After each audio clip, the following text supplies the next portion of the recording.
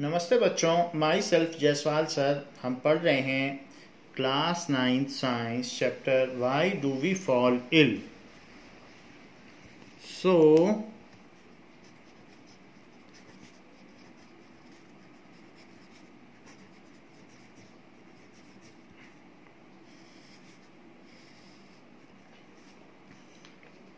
now there are various types of cells in our body and we are made up of cells. There is a continuous repair and maintenance work is going on in cells. So cell is the basic fundamental unit of life in which all the chemical activities, biochemical activities are going on. Cell के अंदर बहुत कुछ होता है, कोशिका के अंदर बहुत कुछ होता है, उसमें रिपेयर है, मेंटेनेंस है। कोई बाहर से पैथोजन आ जाए, पैथोजन का मतलब होता है कि रोग पैदा करने वाला कीटाणु। पैथोस का मतलब होता है डिसीज और जेन का मतलब जनरेटर। सो अगर सेल के अंदर कोई पैथोजन आ जाएगा तो सेल उसको फिर किल कर देती है, उसके लिए उसमें लाइजोसोम्स होते हैं। तो ये सारी चीज़ें हम जानते हैं। सेल्स में भी ऐसा भी हो सकता है मूवेबल, जैसे हमारी ब्लड सेल्स हैं तो हार्ट उसको पंप करता है ब्लड को और वो पूरी बॉडी में जाती हैं और वो न्यूट्रिएंट्स पहुंचाती हैं और नाइट्रोजीनियस वेस्ट को लेकर किडनी में ले जाती हैं। फिर किडनी उसको नाइट्रोजीनियस वेस्ट को फिल्टर करता है और यूरिन बनाता है। तो किडनी हमारी बॉडी का जितना भी वेस्ट सब्सटेंस है वो बाहर निकाल देता है। तो पेयर ऑफ किडनी हमारी बॉडी में होती हैं। तो हिप्स में ये होती हैं और ये इसका काम होता है कि हिप्स से जस्ट ऊपर होती हैं वेस्ट लाइन में, लोअर वेस्ट लाइन में, बैक साइड में, और उनका काम होता है यूरिन बनाना। तो इस तरीके से हमारी बॉडी से कचड़े की सफाई होती रहती है। So all the waste substance.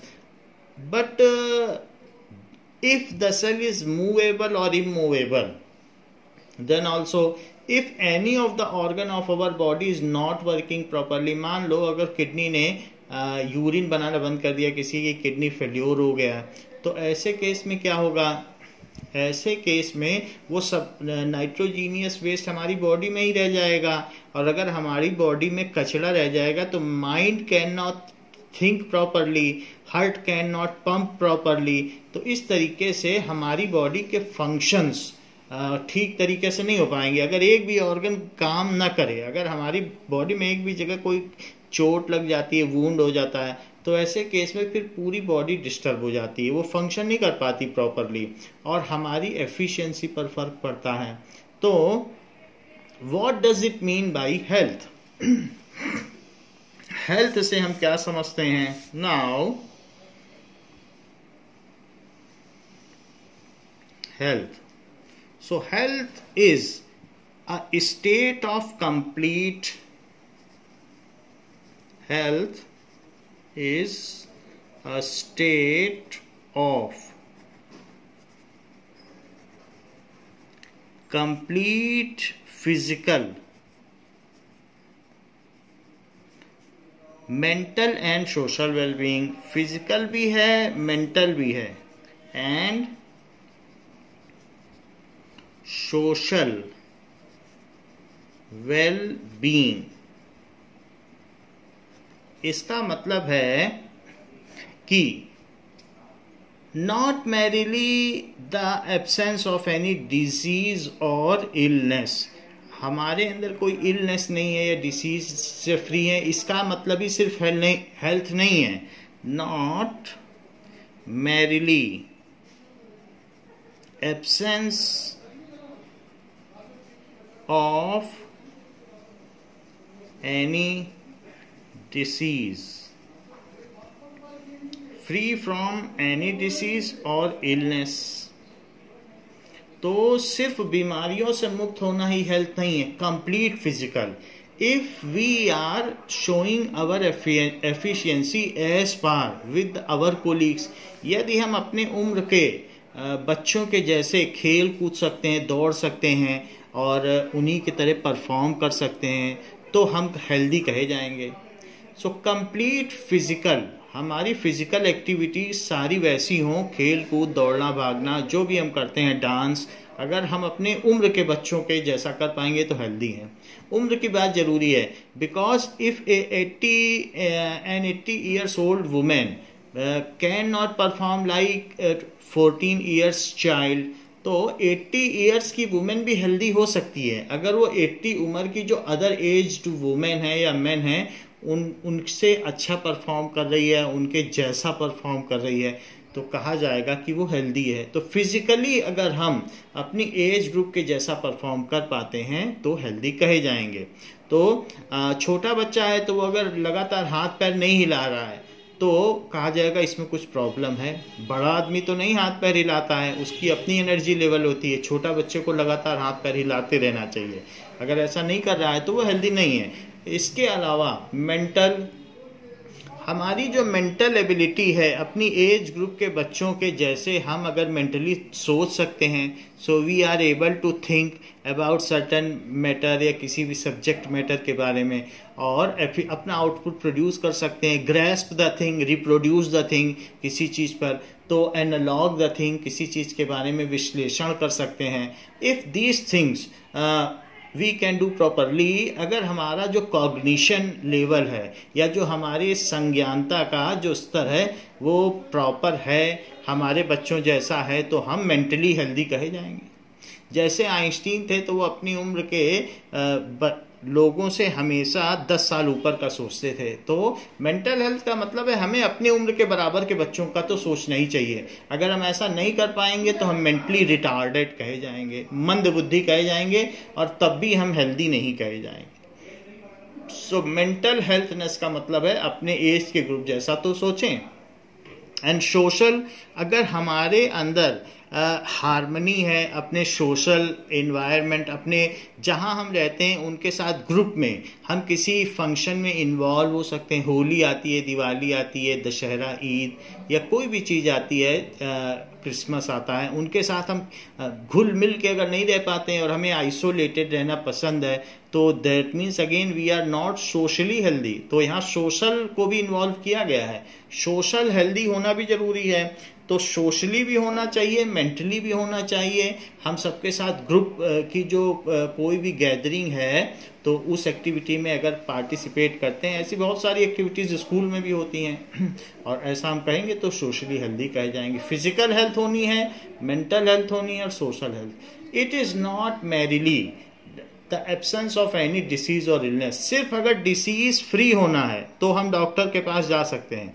Doctor हमें फीवर से फ्री होने की दवा दे सकता है, या हमारे अंदर और कोई समस्या है, मान लीजिए कि किसी चीज़ की एलर्जी है या हमें कफ एंड कोल्ड है, तो उससे फ्री होने की तो दवा दे सकता है। Doctor can not make us healthy because it all depends our day to day routine life, कि हम रनिंग करते हैं, वॉकिंग करते हैं, जल्दी उठते हैं, प्रॉपर टाइम पे सोते हैं। अगर ऐसा हम करते हैं और हम मेंटली फैब्रिकेटेड हैं with our society, mentally and socially, और जो भी है हमारी सब चीज़ें हैं, तो हम हेल्दी कहे जाएंगे। सो ये डेफिनेशन इंपॉर्टेंट है and it is the key point. ये जो भी चीज़ है ये प्रीफेस है इस चैप्टर का कि हम हेल्दी कैसे हो सकते हैं। अब जरा देखो, you can also say that it is preamble of this chapter. इसी के बेसिस पर ही पूरा चैप्टर चलेगा। Now the significance of health. Health का मतलब क्या है, इसका महत्व क्या है?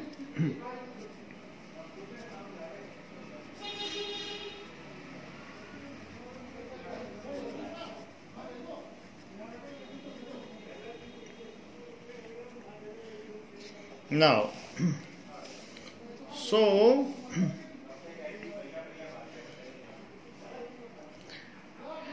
being healthy is far more than just being free from disease. Being healthy is far more just being far more than just being free from disease. Being free from disease, जरा इस चीज को देखें तो कोई अभी अभी फीवर से निकला है बाहर और उसको दवा दी गई है और वो फीवर से बाहर है या किसी भी बीमारी से, तो अगर आप उससे कहोगे चलो अब मेरे साथ दौड़ लगाओ, रनिंग करो, वो नहीं लगा पाएगा, क्योंकि वो डिसीज फ्री तो है, फीवर तो उसका चला गया है, कफ एंड कोल्ड तो चला गया है, बट अभी भी बीइंग हेल्दी नहीं है। हेल्दी होने के लिए उसकी बॉडी को रिकवर करना पड़ेगा, उस स्टेट तक पहुंचना पड़ेगा। तो disease free is not a sufficient condition for being healthy, दो इट इज प्रीसिट रिक्वायरमेंट, ये प्री रिक्विजिट जो भी है डिसीज फ्री होना जरूरी है, but it is not that being disease free is being healthy. Disease free में हम बीमारी से तो मुक्त हैं, लेकिन उसके अलावा हम अपने उम्र के बच्चों जैसा परफॉर्म नहीं कर पा रहे हैं, तो हेल्दी नहीं है। सो ये एक आवश्यक इसका पार्ट तो है, लेकिन डिसीज फ्री होना हेल्दी नहीं है। सो उसके लिए और भी कई चीजें चाहिए, जैसे कि for maintaining a healthy life cycle a person needs to have a balanced and now for maintaining a healthy life cycle, अगर हम हेल्दी रहना चाहते हैं तो क्या करना होगा? For maintaining a healthy life cycle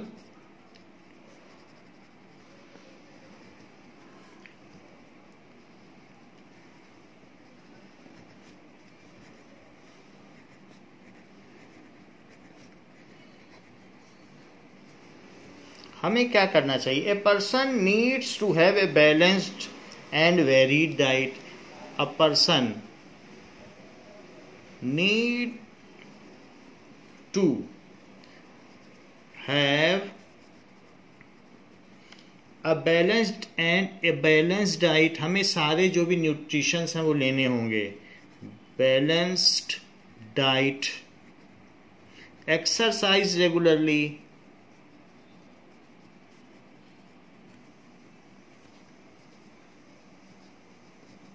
तो एक्सरसाइज भी करना होगा, और इसके अलावा live in a proper shelter, live in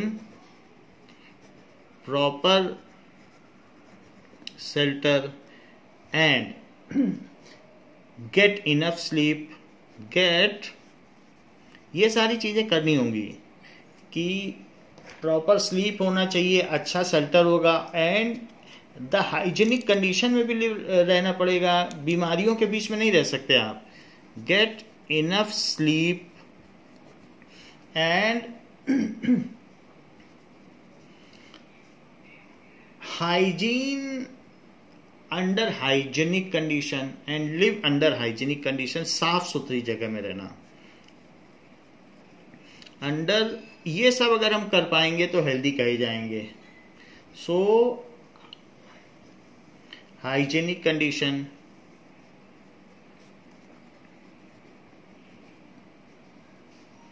it also includes the social bonding within the group। अगर आप अपने दोस्तों के साथ अच्छी सोशल बॉन्डिंग कर पा रहे हैं तो भी हेल्दी कहा जाएगा। इट ऑल्सो इंक्लूड, आइसोलेटेड है तो नहीं माना जाएगा आपको healthy. Includes social bonding with friend circle. Friend circle या जिसके साथ भी आप करते हैं, एक सोशल बॉन्डिंग तो होनी चाहिए, ऐसा है। सो ये सारी कंडीशंस हैं हेल्दी होने के लिए। Now A disease is, what does it mean bye disease? अभी तक तो हम हेल्थ की बात कर रहे थे, अब हम डिसीज की बात करेंगे। सो डिसीज क्या है? इट इज डिसईज, यानी नॉट कंफर्टेबल होना। सो डिसईज का मतलब नॉन कंफर्ट, तो state of being non comfortable condition.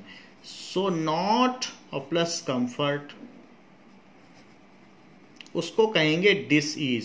So a disease usually indicates malfunction in the body. अगर हमारी बॉडी में कुछ गड़बड़ी हो जाती है तो उसे डिसीज कहेंगे। हमारी बॉडी सही तरीके से काम नहीं करती है।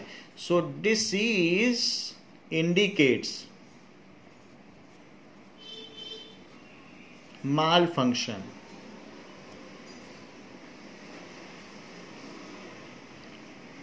in the body. So due to malfunction in our body we feel discomfort.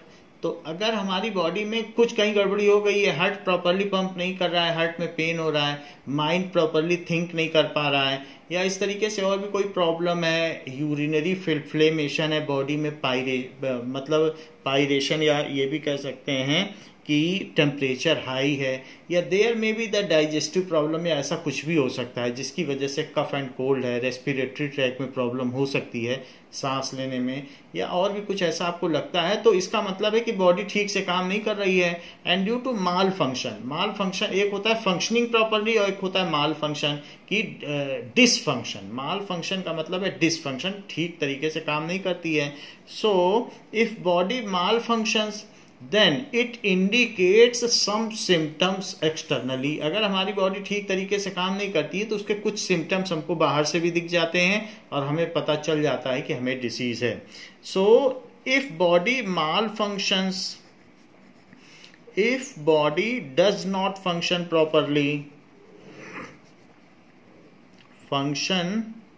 properly,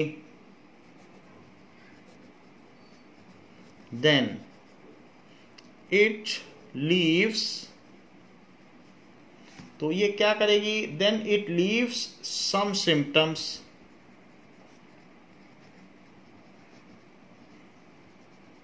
तो कुछ ना कुछ ये सिम्टम छोड़ेगी. leaves some symptoms which are externally visible भी हो सकते हैं, फिर अंदर से भी कभी कभी हमें लगेगा. these symptoms may be external or internal. तो वो चिन्ह होते हैं कि वो बॉडी का हमारा टेम्परेचर लेगा, तो वो एक्सटर्नल भी हो सकते हैं, इंटरनल, या स्नीजिंग आएगी, कफ एंड कोल्ड है तो कफ बाहर आएगा, म्यूकस बाहर आएगा, या और भी कई सिम्टम्स होंगे, वो हमारी डॉक्टर आंख देखेगा तो कुछ सिम्टम्स हमारे चेहरे से या टंग को देख करके पता लगाएगा, हार्ट बीट को देख के पता लगाएगा. तो एक्सटर्नल सिम्टम से भी हमें पता चल सकता है कि हम किस फीवर से सफ़र कर रहे हैं, किस बीमारी से सफ़र कर रहे हैं. और इंटरनल सिम्टम भी, वो हमारा ब्लड भी चेक करा सकता है, यूरिन भी चेक करा सकता है, स्पिट की भी जांच करा सकता है. तो ये सारी चीज़ें हैं. सो द सिम्टम्स में बी इंटरनल और एक्सटर्नल. सिम्टम्स, उसके जो चिन्ह हैं, लक्षण, में बी इंटरनल और एक्सटर्नल. कभी कभी बाहर से जो मेंटली रिटार्डेड हैं, अगर हम ठीक से सोच नहीं पा रहे हैं तो बाहर से कुछ पता नहीं चलेगा, लेकिन उसके इंटरनल सिम्टम्स होते हैं. So a doctor is able to diagnose disease by identifying the symptoms. Doctor कैसे पता लगाएगा कि हमें क्या बीमारी है? अ डॉक्टर डायग्नोज, उसका परीक्षण करता है. अ डॉक्टर, डायग्नोसिस का मतलब परीक्षण होता है या पता लगाता है. सो डायग्नोस डिसीज, उस डिसीज का पता लगाएगा bye identifying symptom, identifying symptom. उसके पास शुगर टेस्ट, ब्लड टेस्ट की भी कुछ मशीन हो सकती है, बीपी टेस्ट की मशीन हो सकती है, लैब्स हो सकते हैं. तो उससे वो पता लगा लेगा कि हमारे सिम्टम्स क्या हैं और उन सिम्टम से वो डिसीज का पता लगा लेगा, diagnose disease. So symptom of a disease may B physical, mental, और बहुत अंदरूनी भी हो सकते हैं, बाहर से भी दिख सकते हैं. सिम्टम्स में बी फिजिकल और mental.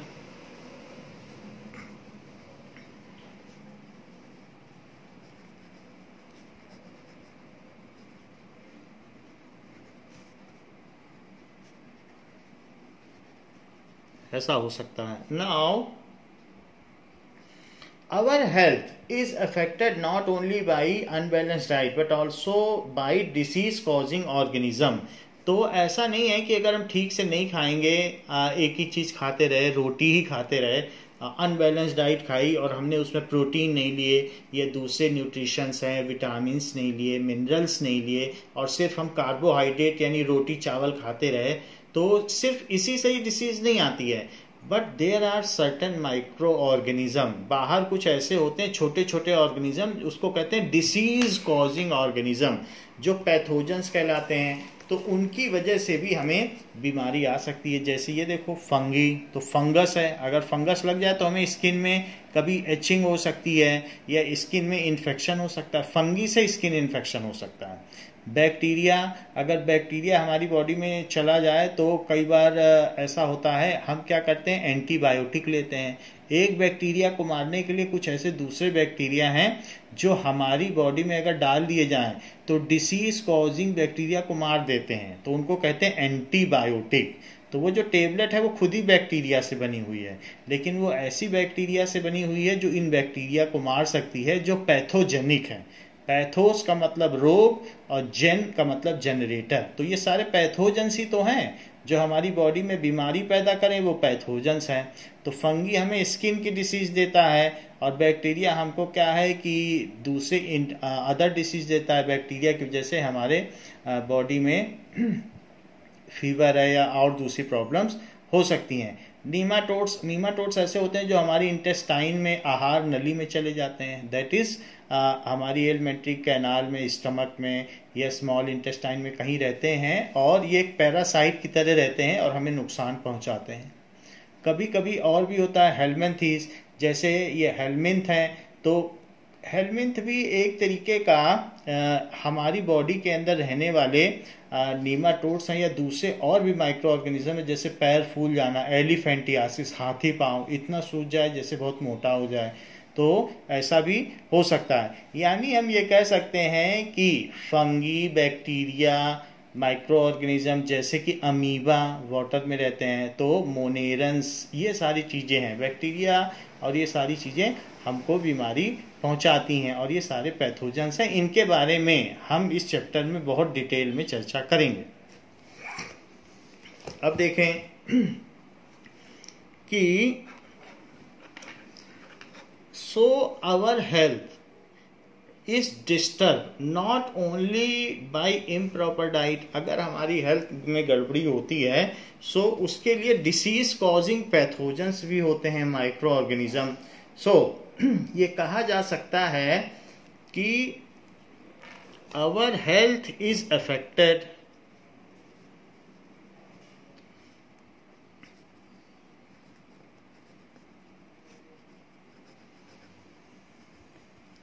Bye pathogens.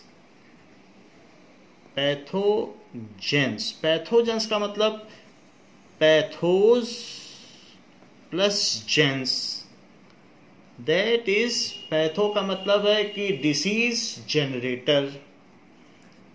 Disease pathology होती है जहां बीमारों पर परीक्षण किया जाता है, डिसीज, और जेन का मतलब generator. So pathogens are disease causing microorganism. Pathogens are disease causing microorganism.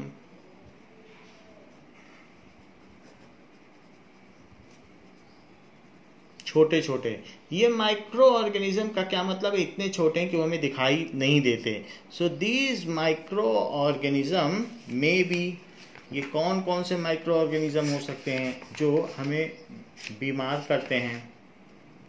So these micro organism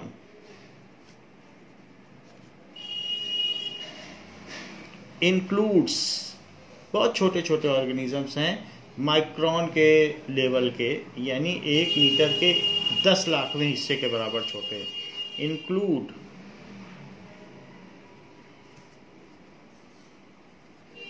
virus,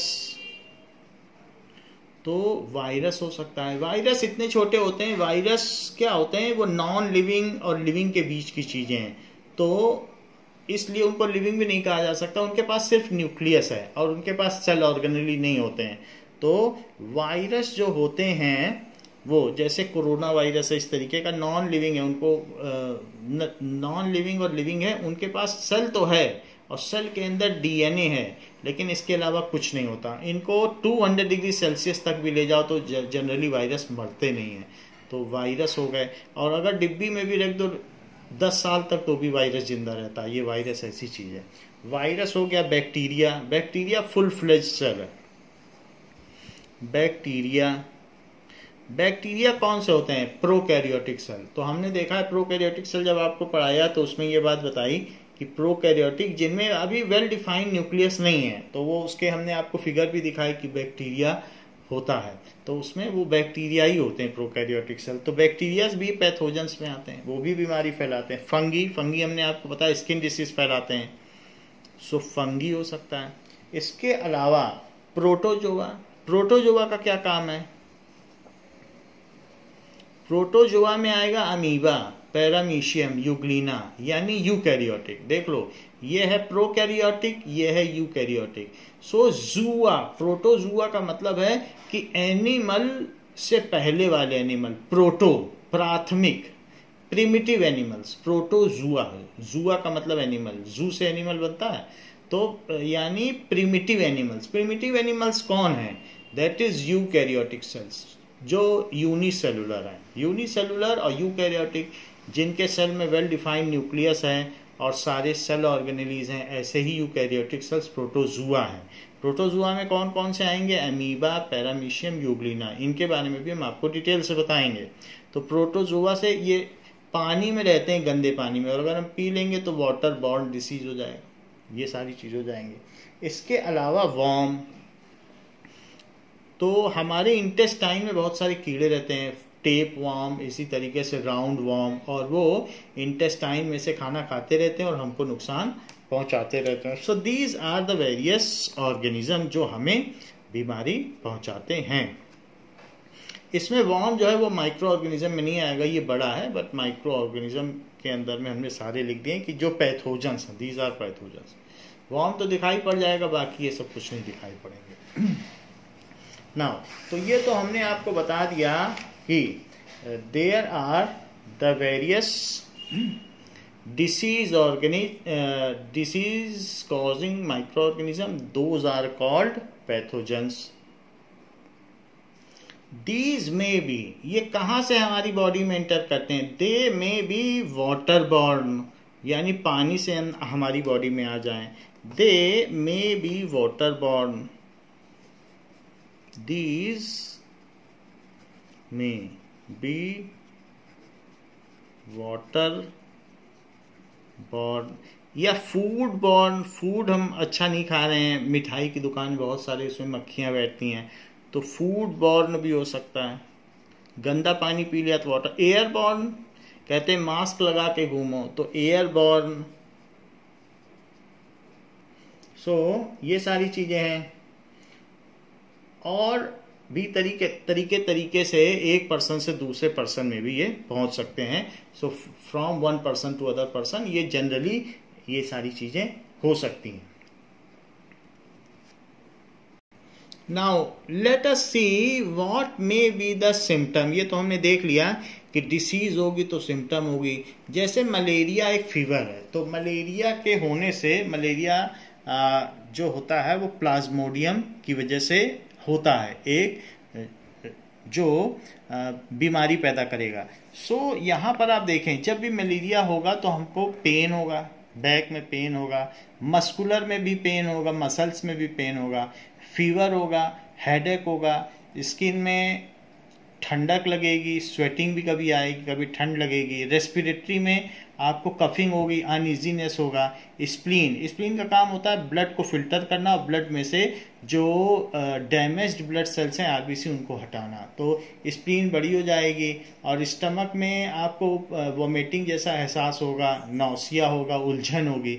तो ये सब मलेरिया के सिम्टम्स हैं। तो हम ये देखेंगे कि किसी भी बीमारी के सिम्टम्स होते हैं, तो सिम्टम्स से वो पता लगा लगेगा डॉक्टर कि इसको मलेरिया है, फिर एंटी मलेरियल जो भी दवा होगी वो देगा। तो किसी भी बीमारी के सिम्टम्स होते हैं, उनसे पता लगाया जा सकता है। Now let us differentiate between healthy and disease free condition, कि उन दोनों में फर्क क्या है। Now healthy and disease free.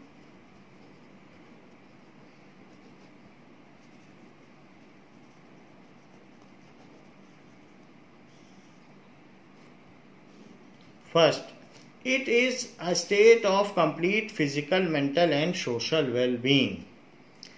It is state of complete physical, mental and social well-being.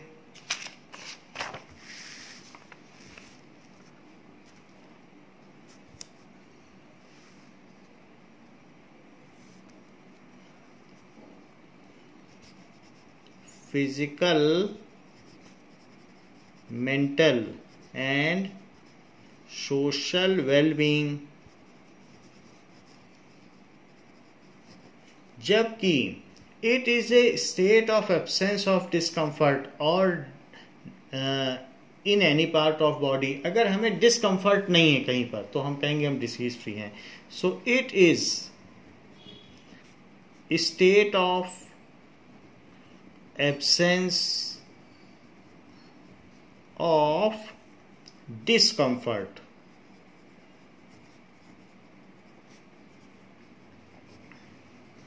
In body. अगर आप नॉट हेल्दी हैं तो जरूरी नहीं कि आप डॉक्टर के पास जाएं. आप डिसीज्ड हैं तभी डॉक्टर के पास जाएंगे. डिस्कम्फर्ट होगा तो ही डॉक्टर के पास जाएंगे. अगर हेल्दी नहीं है तो दौड़िए, खाइए पीजिए हेल्दी फूड, प्रॉपर स्लीप लीजिए और आप एक्सरसाइज करें. ऐसा करेंगे तो हेल्दी हो जाएंगे. लेकिन अगर आपको डिस्कम्फर्ट है तो ही डॉक्टर के पास जाएंगे. Second point, it depends upon the individual as well as on physical and social environment factor. तो जो हेल्थ है वो इंडिविजुअल पर डिपेंड करती है कि उसकी कैसी लाइफ स्टाइल है. उसकी इडियोपैथिक लाइफ स्टाइल है, यानी मतलब अच्छी नहीं है तो कहा जाएगा कि अब if individual is not having taking proper health care then he may be not healthy. तो इसलिए it depends on individual. On individual. और किस पर डिपेंड करेगा? As well as on physical and social environment factor. As well as on physical. आपके चारों तरफ कचरा नहीं उठाया जाता तो आप हेल्दी नहीं रह सकते. Physical and social. सोशली आपके यहाँ कन्फ्लिक्ट्स होते हैं अलग अलग रिलीजन में, कास्ट के बेसिस पर, कलर के बेसिस पर, क्रीड के बेसिस पर, या और किसी जेंडर के बेसिस पर डिस्क्रिमिनेशन होंगे या घरेलू झगड़े होंगे. तो ऐसे केस में भी आप हेल्दी नहीं माने जाएंगे because you will get involve in that. So as well as on physical and social environment factor. और सोशली अगर बहुत अच्छे तरीके से किसी कॉलोनी के लोग रहते हैं तो वो हेल्दी बनाने में कंट्रीब्यूट करेंगे. Social environment factors. सो ये इन सब चीज़ों पे डिपेंड करेगा हेल्दी होना. सिर्फ इंडिविजुअल पर भी करेगा और सोसाइटी पर भी. It is related to individual. तो ये चूंकि हमसे रिलेटेड है तो डॉक्टर दवा दे के ठीक कर देगा. It is related to individual. Next is a healthy person is always disease free. जो हेल्दी है वो तो डिसीज फ्री होना ही है. उसकी प्राथमिक आवश्यकता है कि पहले तो डिसीज फ्री हो, फिर एक्सरसाइज करे, फिर अच्छा खाना खाए, अच्छी नींद सोए, तब जाके वो हेल्दी बन पाएगा. अ healthy person is always disease free. Disease होगी तो हेल्दी कैसे होगा? अ healthy person is always disease free. क्योंकि वो परफॉर्म करता है अपने एज ग्रुप के लोगों जैसा या उनसे बेटर, तो डिसीज फ्री तो होगा ही. Disease free.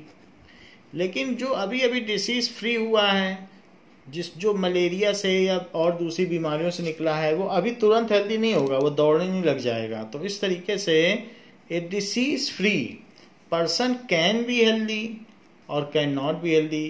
तो आप कह नहीं सकते ठीक तरीके से कि वो हेल्दी है या नहीं, या अभी अभी डिसीज फ्री हुआ है तो अभी समय लगेगा रिकवर करने में. A disease free person can be healthy or cannot be healthy.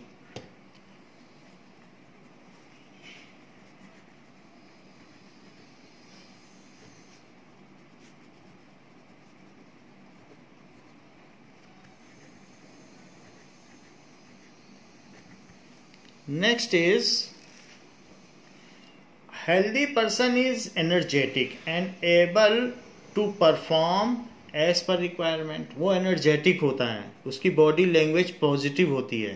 So a healthy person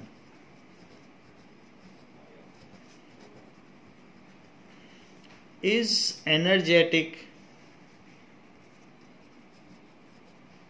and ये इंपॉर्टेंट डिफरेंस है, पूछा जाता है. And able to perform as per requirement and able to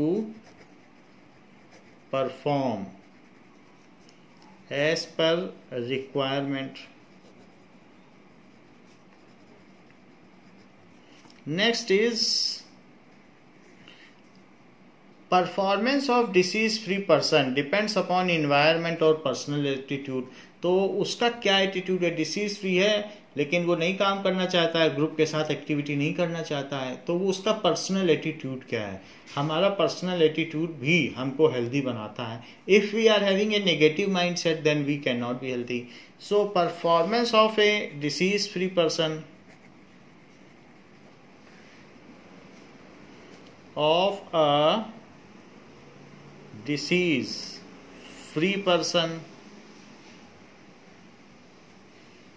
depends upon environment, depends upon environment and personal attitude.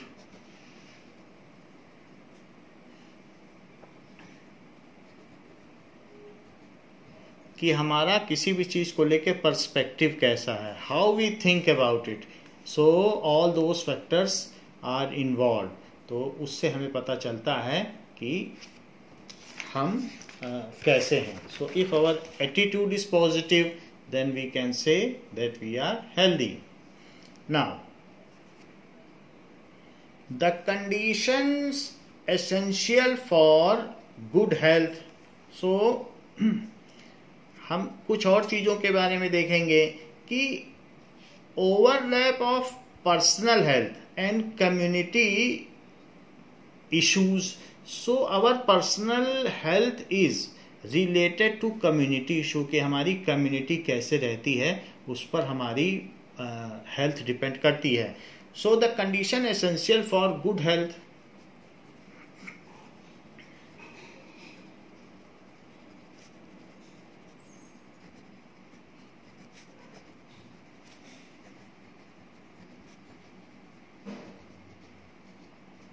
क्या क्या चीज हो सकती है? Steps to ensure sanitations. तो सैनिटेशन होगा तो ही हम हेल्दी होंगे. सो स्टेप्स टू इंश्योर जो भी है, टू इंश्योर सैनिटेशन, सीधी सी बात है कि क्लीन सराउंडिंग. क्लीन सराउंडिंग होंगी तो ही हम हेल्दी होंगे. Clean surrounding, proper sewage treatment. तो क्लीन सराउंडिंग हो, एयर अच्छी हो, प्रॉपर सीवेज ट्रीटमेंट हो जिससे कि गंदगी ना हो, sewage treatment, proper disposal of garbage, जो कचरा है वो समय से फेंका जाए, प्रॉपर डिस्पोजल ऑफ गार्बेज, ये सारी चीजें होनी चाहिए.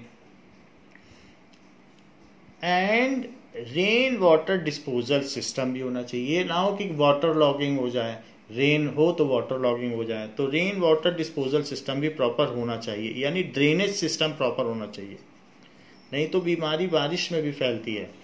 डिस्पोजल सिस्टम,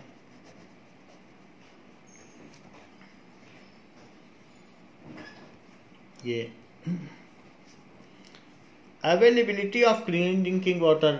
तो ड्रिंकिंग वाटर अगर प्रॉपर नहीं है तो वाटर बॉर्न डिसीज हो जाएंगी। तो इसलिए अवेलेबिलिटी, उस कम्युनिटी में क्या पीने का सही पानी आ रहा है, अवेलेबिलिटी ना आ रहा हो तो आपके घर में आ रहा है अवेलेबिलिटी, तो क्योंकि हेल्थ की कंडीशंस है। So these are the requisite conditions for health, availability of clean drinking water, availability of adequate and nutrition food, क्या आपको पर्याप्त और न्यूट्रिशियस फूड मिल रहा है। सो अवेलेबिलिटी ऑफ एडिक्वेट, ऐसा तो नहीं है जैसे सूडान और कांगो की जगह की तरह हम तीसरे दिन खाना खा रहे हैं। सो एडिक्वेट, एंड वहाँ पर लोग हैरान होते हैं कि इंडिया में 2 बार खाना खाया जाता है, तो ये सुन के उनको विश्वास ही नहीं होता है, क्योंकि they are eating after 3 days, every 3 days। So adequate and nutritious food.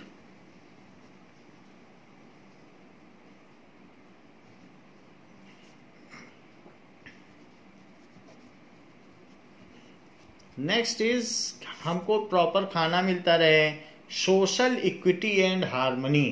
तो सोशल इक्विटी और हार्मनी बनी हुई है तो भी कहा जाएगा कि yes it is contributing towards our social health. So social equity and harmony, प्रेम हो, हार्मनी हो और उनमें समानता हो, सब एक जैसा एक दूसरे को मानते हों, तो ही कहा जाएगा कि हम हेल्दी हैं। तो सोशल हेल्थ भी होनी चाहिए। So these are the factors, determining factors of good health. ये होगा तो उस सोसाइटी के ज़्यादातर लोग हेल्दी होंगे, तो ऐसा होना चाहिए।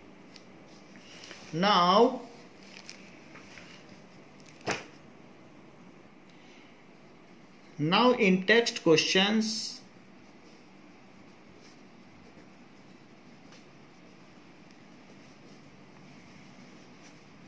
page 178. State any 2 conditions essential for good health. State any 2 conditions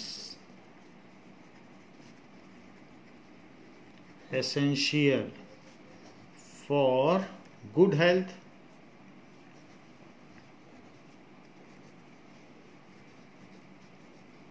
तो इसका आंसर यही है। वैसे हमने देखिए आपको 4 कंडीशन बता दी हैं, ये सारी कंडीशंस जो हैं essential condition for good health, लिखा भी है हेडिंग में, condition essential for good health. तो ये चीज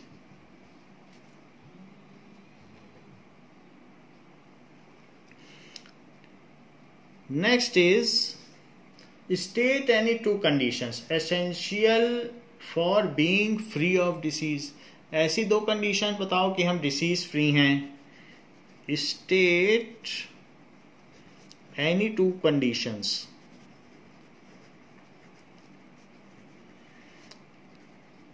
essential for being free of disease.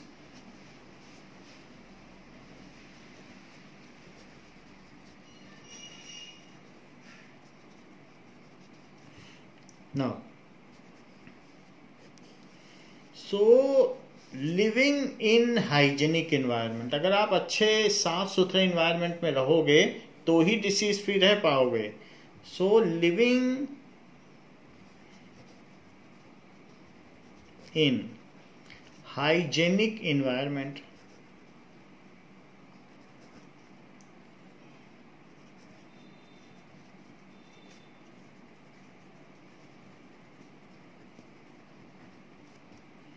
Second getting vaccinated against common infectious disease. हमको बचपन में वैक्सीनेशन लगता है, टीके लगते हैं और उसकी वजह से हम बड़ी बड़ी बीमारियों से बच पाते हैं। पोलियो से बीमारी से बचने के लिए हमें टीके लगते हैं। सो गेटिंग वैक्सीनेटेड अगेंस्ट जो हमारे एयर में स्प्रेड है उन बीमारियों से बचने के लिए तो हमको टीके लगने ही चाहिए। सो गेटिंग वैक्सीनेटेड, अभी कोरोना की भी वैक्सीन आ रही है तो उसमें क्या है कि कोई ना कोई जो वैक्सीन होगी वो हमें अगर लगाई जाएगी तो हम उस बीमारी से बच पाएंगे। Getting vaccinated against common infectious disease, against common infectious disease. तो ये चीज़ है। तो ये सारा अगर होगा, ये दोनों पॉइंट होंगे तो हम डिसीज फ्री रहने में हमको हेल्प मिलेगी। Are the answers of the above question necessarily same और डिफरेंट? पूछा गया है क्या दोनों के लिए सेम कंडीशन चाहिए कि different? Are the answers to above questions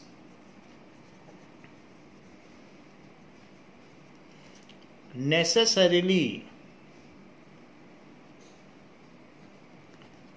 same or different? ये चीज है। तो ये सारी कंडीशन तो इसमें चाहिए ही चाहिए, इसके अलावा भी सोशल हार्मनी भी चाहिए और भी बहुत कुछ चाहिए।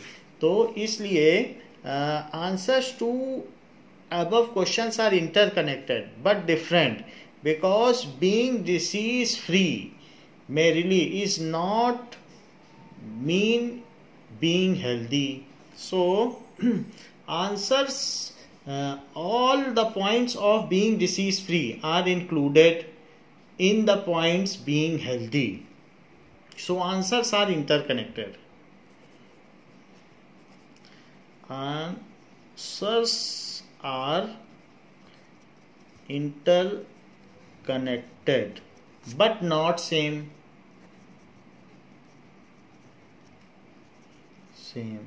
As being disease free merely is not being healthy, as being disease free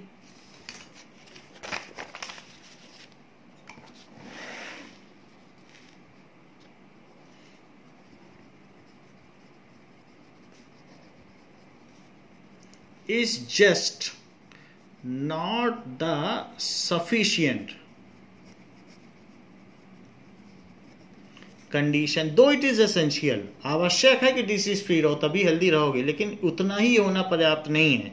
condition for being healthy. तो इसलिए इंटरकनेक्टेड तो हैं लेकिन सेम नहीं है। तो इसलिए सेम नहीं है क्योंकि बीइंग हेल्दी में और भी चीजें चाहिए होंगी। Now overlap of personal and community issues for health.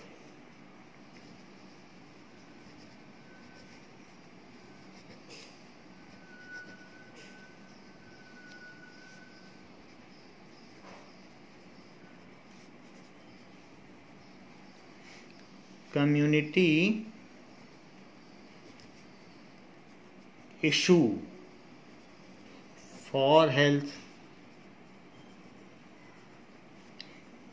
देखिए पॉपुलेशन किसी स्पीसीज की होती है, जैसे ह्यूमन है तो हम एक ह्यूमन पॉपुलेशन है। कम्युनिटी में सभी लोग रहते हैं, कम्युनिटी में हम जिससे भी इंटरेक्ट करेंगे वो सब कम्युनिटी है। उसमें घोड़ा, बिल्ली, कुत्ता, ये सब भी कम्युनिटी में आते हैं। इवन जो भी ऑर्गेनिज्म है या ट्रीज भी आ जाएंगे उस कम्युनिटी में। तो कम्युनिटी में सब कुछ आ जाएगा, जो भी हमारे चारों तरफ का एनवायरनमेंट है, जिनसे हम कोई भी हैबिटेट शेयर करते हैं, एक्सचेंज करते हैं, स्पेस एक्सचेंज शेयर करते हैं, तो फूड शेयर करते हैं, वो सब कम्युनिटी में आ जाएंगे। तो पर्सनल एंड कम्युनिटी इश्यूज दोनों ओवरलैप करते हैं हेल्थ के लिए। जैसे कि if there is no agency responsible for garbage collection and sewage treatment and there is no proper sanitation and drainage system is provided, then it will surely affect the health of the individual of that community. So इस तरीके से, and if the persons of any society are healthy, then they will contribute towards the community issues. तो अगर मान लो किसी society के लोग बहुत अच्छे हैं, हेल्दी हैं, तो वो गार्बेज डिस्पोजल के लिए कुछ ना कुछ इंतजाम कर ही लेंगे, या कुछ ना कुछ वो ऐसा सिस्टम बनाएंगे कि जिससे कि उनके चारों तरफ का एरिया क्लीन रहे। तो they are interdependent. Our personal health contributes towards community issues, and community issues, if properly resolved, then they surely contributes towards personal health. So if agency is responsible for garbage collection,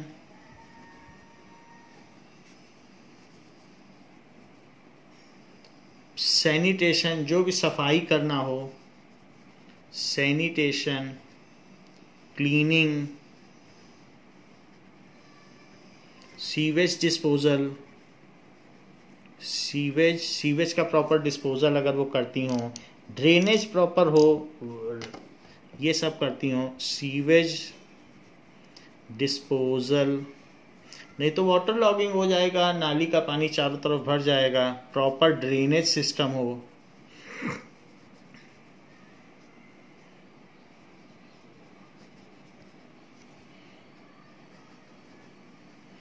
so agency is responsible for this, functions properly, अगर वो function करें, function properly, then they contribute towards personal health. Contribute towards personal health.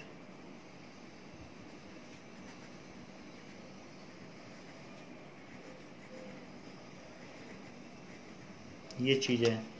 तो हम ये देखते हैं कि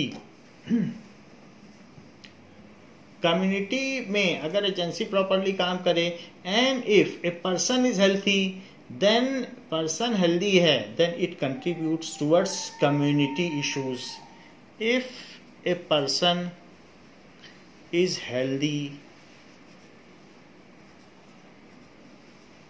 and social भी है, हेल्दी में तो खैर आ ही जाता है social, then it contributes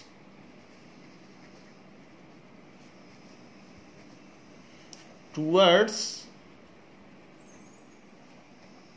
community issues.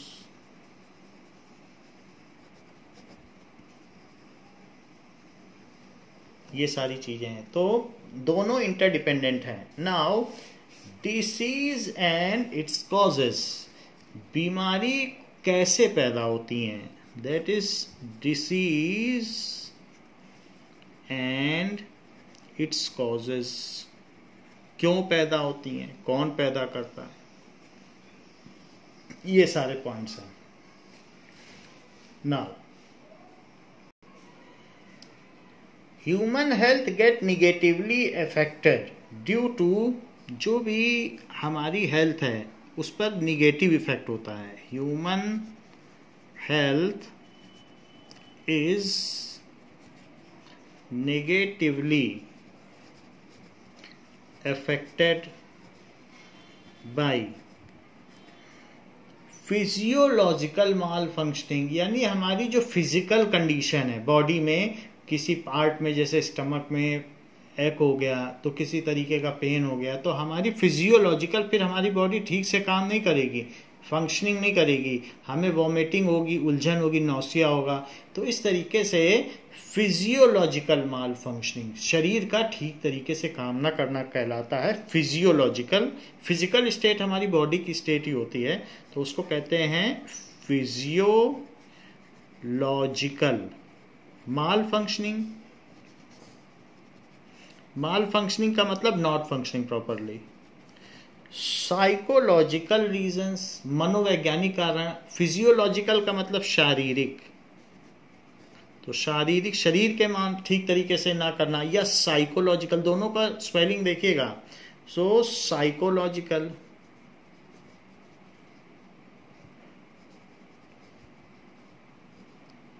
Reasons, यानी साइकोलॉजिकल रीजन की वजह से भी हम हेल्दी ना हो, मनोवैज्ञानिक कारणों की वजह से, मनोवैज्ञानिक.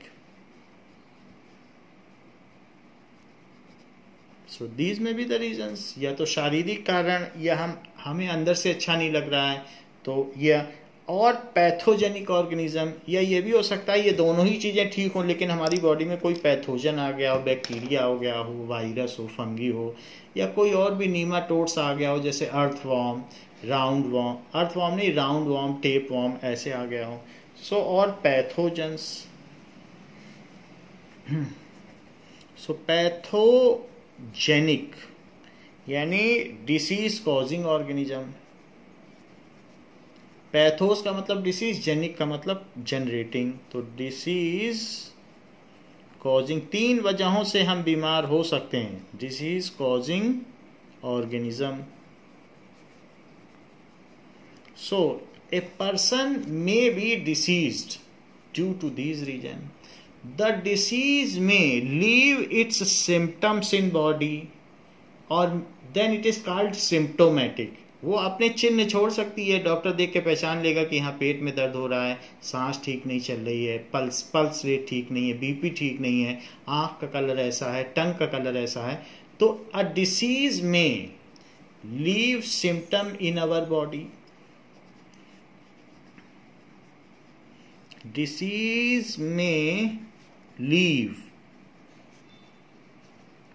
सिम्टम्स इन आवर बॉडी, कुछ ना कुछ सिम्टम छोड़ सकती है। अब जैसे, लेकिन वो जो सिम्टम छोड़ी उसको कहेंगे सिम्प्टोमेटिक। सिम्प्टोमेटिक जैसे कोरोना के कुछ सिम्टम्स आ जाते हैं तो कहा जाता है कि ये सिम्प्टोमेटिक कोरोना है, क्योंकि इसने सिम्टम छोड़ दिया, रेस्पिरेटरी दिक्कत आ रही है। और कभी कभी there are no symptoms in body. हमारी किडनी जब 90% फेल हो जाती तब हमें पता चलता है कि हमारा यूरिन ठीक नहीं बन रहा है। तो 90% तक तो वो एसिम्प्टोमेटिक है, वो अपने कुछ पता ही नहीं लगता है। और इट में बी एसिम्प्टोमेटिक और it may not leave any symptom in body, अंदर ही अंदर खराबी होती जाए। और it may not leave any symptom in our body in our body, उस केस में कहेंगे ये एसिम्प्टोमेटिक है, यानी ये अपने कोई लक्षण ही नहीं छोड़ रहा है। एसिम्प्टोमेटिक, तो 2 चीजें हैं कि सिम्टम छोड़े और दूसरा है न छोड़े। सिम्प्टोमेटिक टी भी आएगा, तो सिम्टम तो सिम्प्टोमेटिक और एसिम्प्टोमेटिक 2 तरीके से हो सकती है। या सिम्टम ना हो, उसके कोई दूसरे रीजन हो, उसके कोई साइकोलॉजिकल रीजन हो या और कोई रीजन हो, तो सिम्टम नहीं भी हो सकता है ना। लेकिन अगर सिम्टम हो, लेट वी हैव हेडेक, तो जैसे हमारे हेडेक अगर है तो हो सकता है मेनिंजाइटिस हो। मेनिंजाइटिस का मतलब क्या होता है, जो हमारा ब्रेन है उसके ऊपर 3 लेयर्स हैं ब्रेन के ऊपर, तो हाइपोडर्मिस, एपिडर्मिस और इसी तरीके से और भी है। तो ये जो 3 डिफरेंट लेयर्स हैं उनके बीच में एक फ्लूइड है, अगर वो सूख जाता है तो हमें तेज सर दर्द होता है। तो उस फ्लूइड का सूखना, जो ट्रिप्लोब्लास्टिक लेयर है, जो 3 लेयर्स हैं ब्रेन के ऊपर, तो उसमें फ्लूइड भरा है, वो ब्रेन उसमें फ्लोट करता रहता है। तो अगर वो सूख जाएंगी तो हमें तेज दर्द होगा। तो headache may be due to meningitis, हो सकता है हमें मेनिंजाइटिस हो गया और फिर हमें बहुत सारा कुकुम्बर, खीरा और इस तरीके से सलाद खानी पड़ सकती है, पानी पीना पड़ सकता है, और may be some other reason. तो ये जरूरी नहीं है कि हो सकता है वही सिम्टम्स कई डिसीज में कॉमन हो। तो अगर हमको दूसरी बीमारी है तो भी फीवर आता है, अगर हमको कहीं पर कुछ मान लीजिए कफ एंड कोल्ड है तो भी फीवर आएगा, और अगर कहीं वूंड है तो भी फीवर आ जाएगा। तो फीवर से ये नहीं कहा जा सकता कि हमें ये प्रॉब्लम है। तो there may be common symptom of various disease, so from symptom doctor merely cannot conclude that this is the disease from which the person is suffering। तो सिम्टम हमें सहायता तो अवश्य करते हैं किसी बीमारी का पता लगाने के लिए, लेकिन सिम्टम के आधार पर ही जो डॉक्टर बीमारी का इलाज करता है वो धोखा खा जाता है, और उसको डायग्नोज कराना चाहिए। सिम्टम उसे हेल्प करेगा, फिर वो गैस करेगा, फिर उसके बाद ब्लड टेस्ट देगा, यूरिन टेस्ट देगा, ब्लड में बहुत सारी WBC RBC का जो कंटेंट है, फिर उससे और दूसरी चीज़ें हैं उनसे पता लगेगा कि क्या बीमारी है। तो इसलिए सिम्टम हेल्प करता है किसी बीमारी को डिटेक्ट करने के लिए, but you can not be sure that symptom cannot be a solely determining factor of any disease. किसी सिम्टम के द्वारा इस निष्कर्ष पर नहीं पहुंचा जा सकता कि यही बीमारी है। तो ये लिखा जा सकता है कि symptom may help to doctor to locate and diagnose the disease. हेल्प कर सकता है डायग्नोज, बीमारी का पता लगाए, डायग्नोज डिसीज,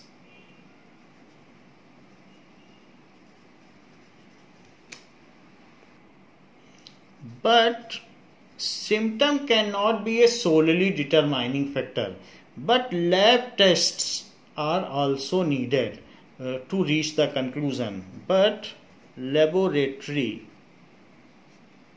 tests जैसे कि blood test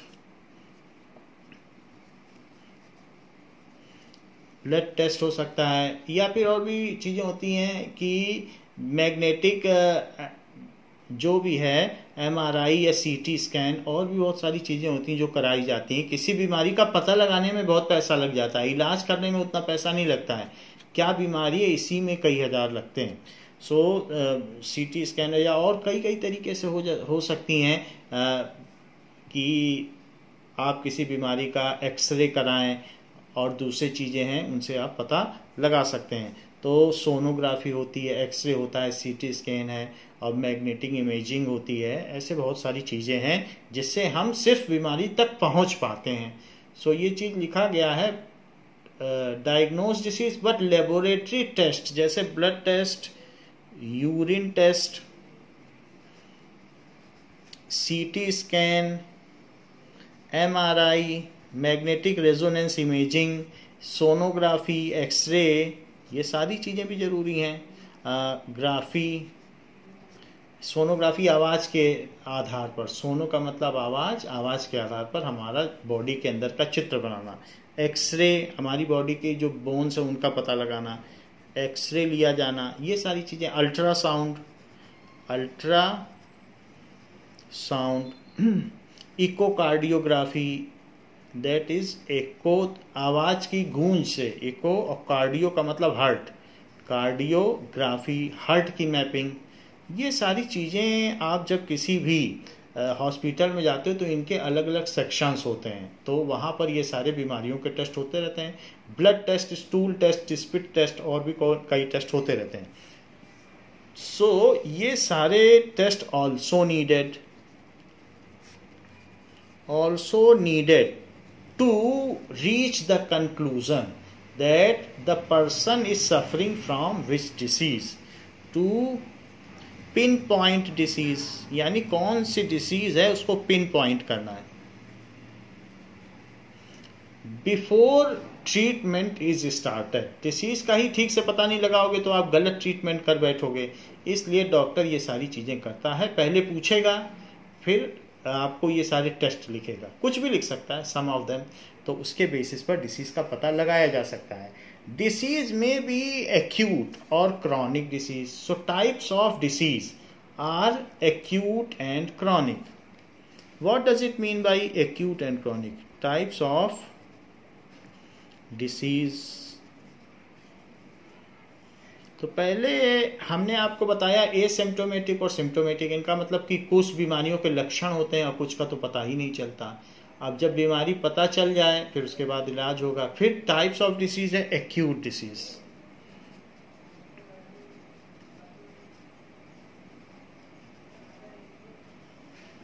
Such disease comes for a very short period of time and it is localized. तो थोड़े समय के लिए आएगी और कहीं हमारे जैसे बॉडी में किसी पार्ट में पेन हो रहा है तो उस तरीके से होगी। नाउ एक्यूट डिसीज, एक्यूट का मतलब थोड़ा, So the disease which comes for a shorter period of time, जैसे कफ एंड कोल्ड आया फिर आकर ठीक हो जाएंगे. The disease which last for a shorter period of time. The disease which lasts for a shorter period of time, उसे थोड़े समय के लिए है. shorter period of time, तो उसको कहेंगे एक्यूट डिसीज. एग्जाम्पल क्या हो सकता है? कफ कोल्ड आ गया तो हमें थोड़े समय के लिए आएगा. And they does not leave a long term effect of body. Cough cold आएगा तो उससे हमारे लंग्स, हार्ट या लीवर या किडनी, इस पे ज़्यादा फर्क, इस पे कोई फर्क नहीं पड़ेगा. कफ कोल्ड आया, ठीक हो गए 2 दिन में, सब ठीक है. सो it does not damage our body organs. It does not leave a long term effect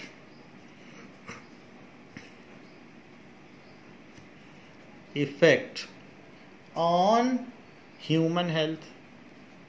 तो ये कभी भी नहीं होगा कि हमारा लीवर खराब हुआ तो हम डॉक्टर से बोलें कि बचपन में मुझे 2 दिन के लिए जुकाम हुआ था. ऐसा कभी भी नहीं होगा, क्योंकि जुकाम से कभी भी हमारे बॉडी ऑर्गन खराब नहीं होते हैं. तो human health, so they do not leave. ये सारी चीज़ें हैं. अब जरा देखें, ये तो बात हो गई एक्यूट डिसीज जो थोड़े समय के लिए आते हैं, जैसे कफ एंड कोल्ड हमने आपको बता दिया. अब दूसरी चीज़ क्रॉनिक डिसीज, जो अदर टाइप है. क्रॉनिक का मतलब ही होता है, क्रॉनिकल का मतलब लंबी समयावधि, तो बहुत लंबे समय के लिए आए. तो पहला है एक्यूट डिसीज जो थोड़े समय के लिए आए, और जो सेकंड है that is chronic disease. So chronic disease लंबे समय के लिए आएगी. Now those disease which last for a long time, those disease या पूरे जीवन भर ही लगी रहती हैं, which lasts for which last for long time और even lifetime. ऐसी कुछ बीमारियां हैं जो नॉन क्योरेबल है, इनक्योरेबल है, तो पूरे जीवन भर भी लगी रहती हैं, लाइफ टाइम. तो ऐसी बीमारियां क्रॉनिक डिसीज कहलाती हैं. जैसे किसी को टीबी हो गया है या कार्डियोवैस्कुलर डिसीज हो गई है, यानी हार्ट की कोई बीमारी हो गई है, तो ऐसा हो सकता है. आर्थराइटिस, उसको जोड़ों में दर्द हो रहा है. तो कैंसर हो गया, तो ये जो है नॉन क्योरेबल है, क्योर नहीं होते हैं. तो इससे हमारी बॉडी के ऑर्गन धीरे धीरे खराब होते चले जाते हैं. डायबिटीज़ भी इसी तरीके से है. सो ऐसी जो भी डिसीज होगी, जैसे ट्यूबरक्लोसिस, टीबी हो जाता है, दमे की बीमारी, ट्यूबरक्लोसिस. Second is diabetes. हमारी बॉडी में जो शुगर है वो टूट के एनर्जी नहीं बनती है, तो इसको डायबिटीज़ कहते हैं. तो हम थक जाते हैं किसी भी काम को करने के लिए. डायबिटीज़. आर्थराइटिस, गठिया रोग, तो जोड़ों में दर्द होगा, आर्थराइटिस. तो ये लॉन्ग टर्म डिसीज है. Cancer, uncontrolled growth of cell in any part of body. Cancer का मतलब क्या होता है? किसी भी बॉडी के किसी पार्ट में सेल्स बढ़ती चली जाएं, तो वो बॉडी में फिर क्या होगा कि वहाँ वेन्स और जो ब्लड कैपिलरीज है उनसे ब्लड बहना ही बंद हो जाएगा. तो अनकंट्रोल्ड ग्रोथ हो, तो ये सारी चीज़ें हैं, और ये बहुत लंबे समय तक रहती हैं और हमारे कैरियर को डिस्ट्रॉय कर देती हैं पूरी तरीके से. हमारा एकेडमिक लाइफ हो, सोशल लाइफ हो, सब चीज़ को, इकोनॉमिक हेल्थ हो, उसको भी डिस्ट्रॉय कर देती हैं. हर तरीके से इकोनॉमिक वेलबींग को डिस्ट्रॉय कर देती हैं. So they cause drastic long time effect on human health. अगर लंबे समय तक 10 साल तक हम बीमारी रहेंगे तो फिर हम कैरियर में क्या कर पाएंगे? सो दे कॉज लॉन्ग या drastic long term effect, drastic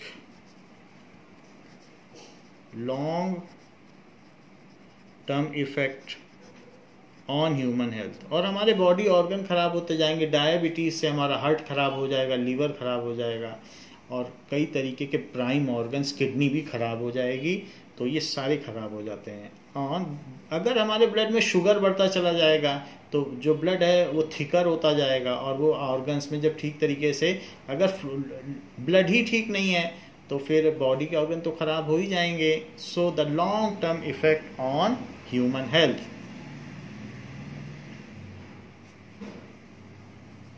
तो इस तरीके से हमने देखा कि जो एक्यूट डिसीज हैं और क्रॉनिक डिसीज हैं, इनका अगर डिफरेंस आए तो हमें क्या लिखना है। So acute disease and chronic disease.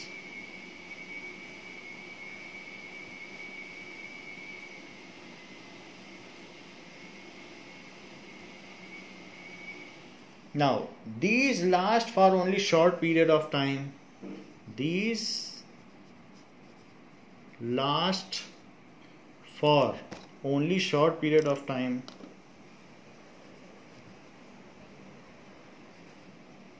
For short period of time. These last for a long period of time. These last for a long period of time or even lifetime. So they do not cause long term bad effects on human health. दे 2 दिन में जुकाम आया, ठीक हो गया, फिर school जाने लगे। Do not cause A long term, या हम किसी तरीके से मेंटली या फिजिकली एम्पेयर्ड हैं, जैसे पैर हमारा एक नहीं है, हाथ नहीं है, या कुछ है, तो वो तो पूरे जीवन ऐसे रहने वाला है। तो ऐसे केस में हमारा एकेडमिक करियर तो खराब ही हो जाएगा। So long term effect on human health, इसका लंबी समयावधि पे कोई प्रभाव नहीं पड़ता हमारी हेल्थ में, तो बीमारी आके थोड़े समय में चली जाती। जबकि जो क्रॉनिक है, तो क्रॉनिकल अगर कोई डिसीज पर्सनल है तो वो लंबे समय तक बीमार बना रहता है। These cause drastic long time effect on human health. These cause drastic long term effect on human health.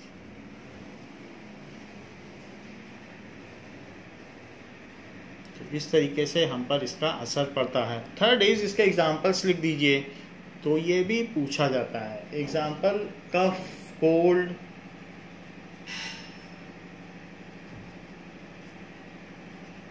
ये सारी चीज़ें आ जाती हैं। कभी कभी क्या होता है, फूड पॉइजनिंग हो जाती है, उसको कहते हैं कॉलरा। खाना खाया और बाहर निकल गए, बाहर अगर पोल्यूशन है तो फूड पॉइजनिंग हो जाएगी, सो कॉलरा। और इसमें क्या एग्जांपल आएंगे, जैसे कैंसर, डायबिटीज़ हो सकता है, और क्या हो सकता है, आर्थराइटिस या ट्यूबरक्लोसिस, ये सारी प्रॉब्लम्स हो सकती हैं। ट्यूबरक्लोसिस को टीबी भी कहते हैं, या दमा, टीबी,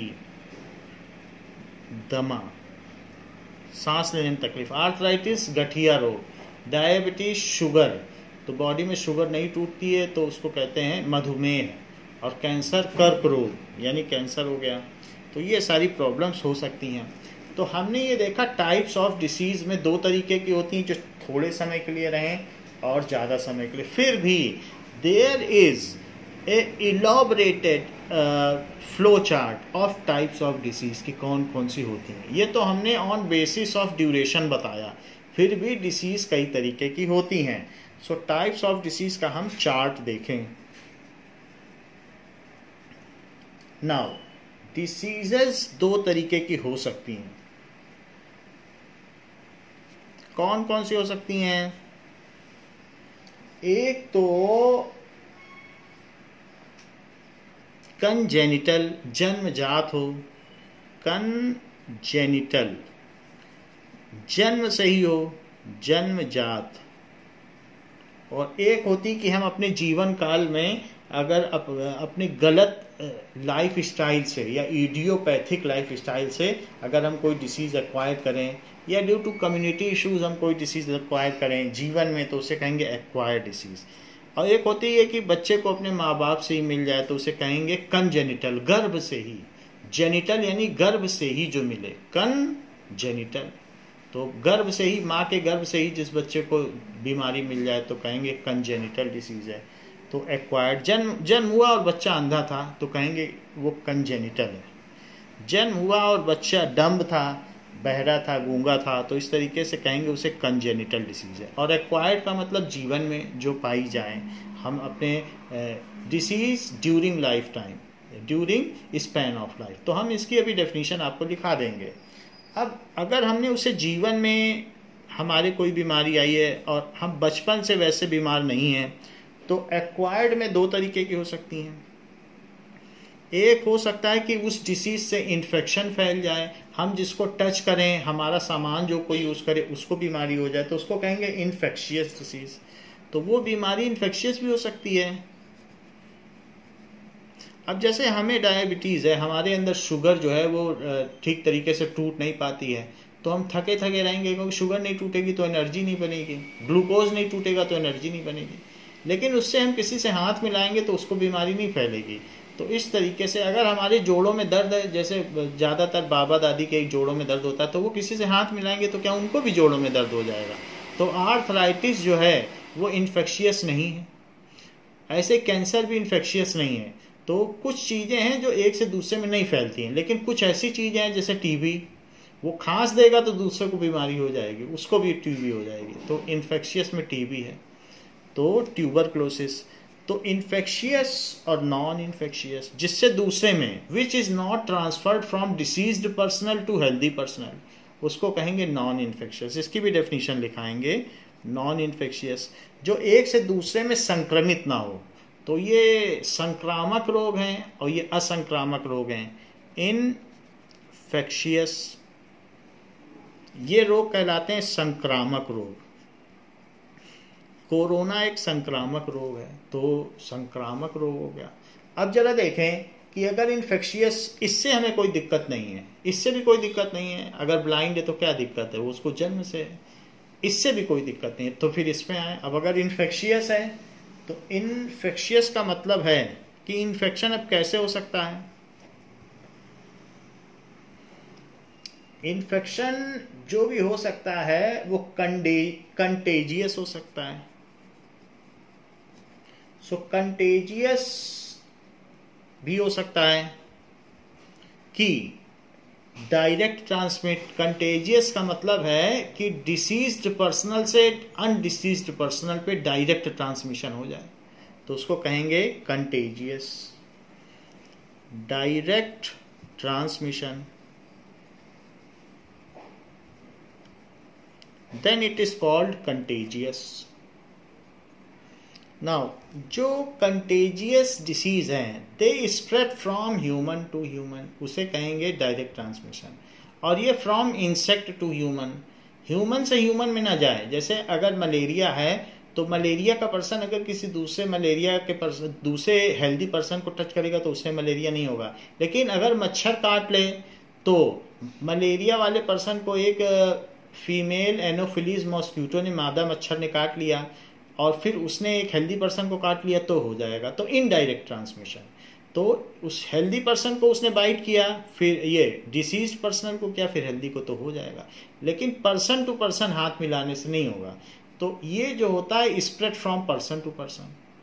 कोरोना में इस तरीके से है, स्प्रेड फ्रॉम पर्सन से पर्सन हो, उसने छींक दिया तो उसको स्नीजिंग हुई तो उसको कोरोना हो जाएगा। तो spread from person to person, person to person. तो एक होता है कि ये इन्फेक्शियस में दोनों आएंगे, और ये नॉन कंटेजियस कौन सी होंगी, नॉन कंटेजियस। तो नॉन कंटेजियस इसमें इनडायरेक्ट ट्रांसमिशन होता है। इसका क्या मतलब है? ट्रांसमिशन इसमें भी होता है लेकिन इनडायरेक्ट होता है।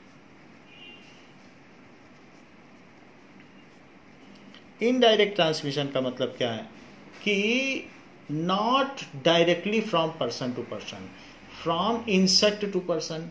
जैसे मच्छर ने पहले मलेरिया वाले को बाइट किया तो उसका ब्लड आ गया उसके अंदर, फिर उसको बाइट कर दिया तो उसमें उसने वो ब्लड डाल दिया। सो इस does not spread from person to person, does not spread, directly तो नहीं हुआ उसके हाथ मिलाने से, does not spread from person to person. ये हो सकता है कि फ्रॉम मॉस्क्यूटो टू पर्सन हो। एक को मलेरिया है तो उसको काट के वो मच्छर जितने पे बैठेगा और जिसको जिसको काटेगा सबको मलेरिया हो जाएगा। तो लेकिन उस आदमी ने तो नहीं फैलाया, अब मच्छर फैला रहा है। अगर मच्छर ना होता तो ना फैलता, तो इसलिए वो नॉन कंटेजियस कही जाएगी मलेरिया, जबकि कोरोना कंटेजियस कही जाएगी। उस पर्सन ने छींका, सबको फैला दिया, सो कोरोना हो गया। और ट्यूबरक्लोसिस टीबी भी हो गया, उसने खांसा, सबको हो गया। जबकि यहाँ पर नॉन कंटेजियस तो मलेरिया, तो ये नॉन कंटेजियस है। अब अगर कंटेजियस है तो ये सारी चीज़ें हमने बताई, और नॉन कंटेजियस। अगर नॉन इन्फेक्शियस है, नॉन इन्फेक्शियस का मतलब एक से दूसरे में कम्युनिकेट नहीं होती है, वो नॉन कम्युनिकेबल है, उसी में वो बीमारी है निकेबल। तो इस नॉन इन्फेक्शियस डिसीज के भी कुछ टाइप्स हैं। इसके क्या टाइप्स हैं? ये non infectious disease. So non infectious disease के क्या टाइप्स हैं जरा देखें। एक है डेफिशिएंसी डिसीज, उसने अच्छे से खाना नहीं खाया तो उसकी बॉडी में विटामिन ए की कमी हो गई, बी की कमी हो गई, सी की कमी हो गई, तो उसके जो गम्स हैं वो स्वॉलन हो गए, मसूड़े फूल गए। ए की कमी हो गई तो रात को दिखाई नहीं पड़ता, बी की कमी हो गई तो उसको फिर हड्डियों का रोग हो गया, डी की कमी हो गई तो स्किन में सूखापन आ गया। तो अलग अलग तरीके से ए की कमी हो गई तो जीरोथैल्मिया हो गया, रतौंधी हो गई। इसी तरह से बी की कमी है तो बेरी बेरी है, सी विटामिन सी की कमी हो गई तो स्कर्वी है, डी की कमी हो गई तो सूखा रोग हो गया। ऐसे अलग अलग बीमारियां होती हैं। तो डेफिशिएंसी डिसीज, अगर हम ठीक तरीके से हरी सब्जियां नहीं खा रहे हैं, जूस नहीं पी रहे हैं, तो हमें डेफिशिएंसी डिसीज है, कोई ना कोई न्यूट्रिशन की कमी है। तो ऐसी डिसीज से दूसरे में थोड़ी कम्युनिकेट होगा, आपको कमी हुई है, डेफिशिएंसी डिसीज।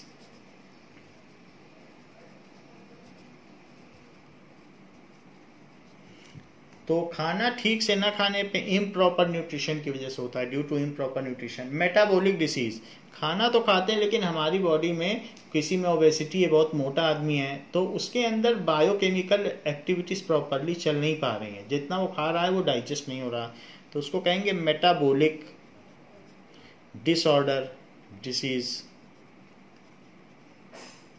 ऐसा हो जाता है। तीसरी चीज क्या हो सकती है कि दैट इज डिजेनरेटिव, कोई कैंसर डिसीज होता है हमारी बॉडी में, धीरे धीरे मौत की ओर बढ़ना, डिजेनरेटिव। तो जनरेशन यानी पैदा होना और डिजेनरेट का मतलब मरना। तो दैट इज, आप एक सिंपली कह सकते हैं कैंसर। कैंसर को अलग कैटेगरी में रखा गया है कि हमारी बॉडी में uncontrolled growth of cell. So cancer ऐसा हो गया। चौथी चीज मेटा एलर्जीज। तो कभी किसी को डस्ट एलर्जी हो जाती है, किसी किसी को पॉलन एलर्जी है, फ्लावर्स टच कर जाए तो एलर्जी हो जाती है। तो एलर्जीज भी एक डिसीज है, किसी किसी को अलग अलग तरीके से एलर्जी होती है। स्मोक से एलर्जी है किसी को, सो एलर्जीज। और कभी इंजरी है, इंजरी भी तो ट्रांसफर नहीं होती है, तो इस तरीके से स्कैर मार्क आ गया, कट आ गया, तो ये सारी चीजें। Deficiency disease due to improper nutrition, due to lack of balance diet. ये क्यों होती है? Due to lack of balanced diet, हमने ठीक से खाना नहीं खाया तो हो गई। मेटाबॉलिक डिसऑर्डर, तो हमको किसी न किसी तरीके से हमारी बॉडी में हार्मोन्स प्रॉपर नहीं बन पा रहे हैं, तो कोई बहुत पतला हो जाता है, कोई बहुत मोटा हो जाता है। तो उस तरीके की बीमारी, अगर प्रॉपर हार्मोन रिलीज नहीं होते हैं, तो हार्मोन का काम होता है बॉडी में बायोकेमिकल एक्टिविटीज, खाने को सही तरीके से डाइजेस्ट करना। सो ड्यू टू ये कहा जा सकता है metabolic disorder due to improper biochemical activities taking in body, due to improper release of hormones भी लिख सकते हो कि हमारी बॉडी में हार्मोन ठीक से रिलीज नहीं हुए, रिलीज ऑफ हार्मोन्स ऐसा। और तीसरी चीज क्या है, cancer, uncontrolled growth of cell. किसी भी बॉडी पार्ट में, लीवर में ही अगर मान लो सेल बढ़ने लगे तो ये तो खतरनाक है। वो आसपास की जगहों पर सब चले जाएंगे सेल्स, और फिर वहां पर सारी वेन्स बंद हो जाएंगी, तो ब्लड फ्लो कैसे होगा? That is uncontrolled growth of cell. So respiratory track में एलर्जी हो जाती है, किसी किसी को ऐसे हो जाती है, स्किन में एलर्जी हो जाती है, तो दाने निकल आते हैं। एलर्जीज कई कई तरह से हो सकती है। एलर्जी फ्रॉम पॉलन, तो फ्लावर में पॉलेंस होते हैं छोटे छोटे, तो उससे डस्ट से एलर्जी होती है। सो ऐसा चीज हो सकता है। एलर्जी फ्रॉम पॉलन, फ्लावर में जो छोटे छोटे मेल प्रोडक्टिव पार्ट्स होते हैं, तो पॉलन या डस्ट। किसी को पेट्रोल से एलर्जी हो जाती है, कभी इंजरी भी है। तो हमने ये बात देख ली कि दो तरीके से है, एक तो कंजेनिटल डिसीज है, जन्मजात, एक होता है हम जीवन के किसी लाइफ स्पैन में एक्वायर करें। अगर हमने एक्वायर किया है तो वो ऐसा खतरनाक बीमारी भी हो सकती है कि जो इन्फेक्शियस हो, और नॉन इन्फेक्शियस। नॉन इन्फेक्शियस इन सबसे किसी और को खतरा नहीं है, आप मिलजुल सकते हैं, सबसे हाथ मिला सकते हैं। लेकिन इन्फेक्शियस है तो दो तरीके से हो सकती है, वो पर्सन टू पर्सन फैले, और एक होता है कि from other vectors to person फैले, जैसे फ्रॉम इंसेक्ट टू पर्सन फैले, फ्रॉम एनिमल टू पर्सन फैले। रेबीज हो गया, प्लेग होगा, चूहों से फैलती है। तो इस तरीके से पर्सन टू पर्सन डायरेक्ट ना फैले, लेकिन थ्रू सम अदर वेक्टर, किसी और के थ्रू फैले, तो उसको कहेंगे नॉन कंटेजियस। तो ये बात हो गई, हमने ये फ्लो चार्ट इसमें देख लिया। तो हम सबसे पहले देखेंगे, इन दोनों में कोई डिफरेंस नहीं है। ये तो आप ये समझ लीजिए कंजेनिटल है। So the person, the baby who takes birth is suffering from some disease, then it is called the disease is from birth और congenital. So what is congenital disease? इन सब की डेफिनेशन देखें।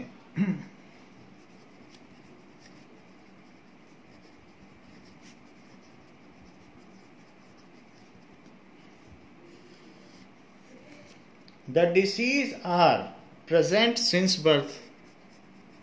Those disease which are present since birth.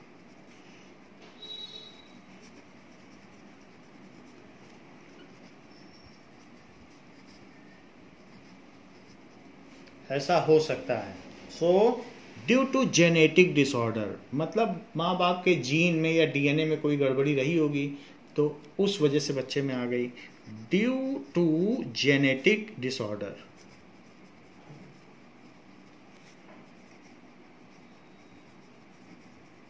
Example है haemophilia. Philia, इसका मतलब क्या है?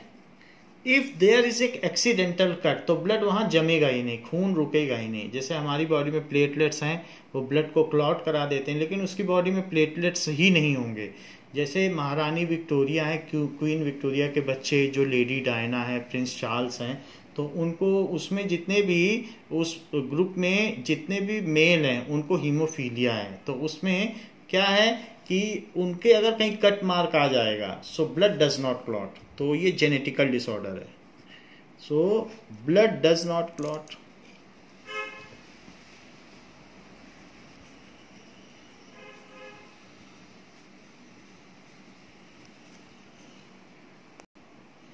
Second is acquired disease.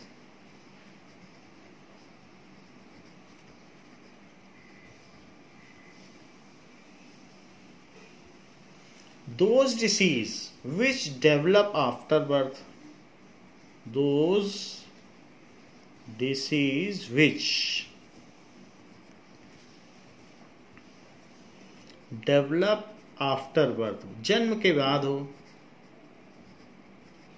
ऐसा हो, सो उसको कहेंगे ड्यूरिंग लाइफ टाइम।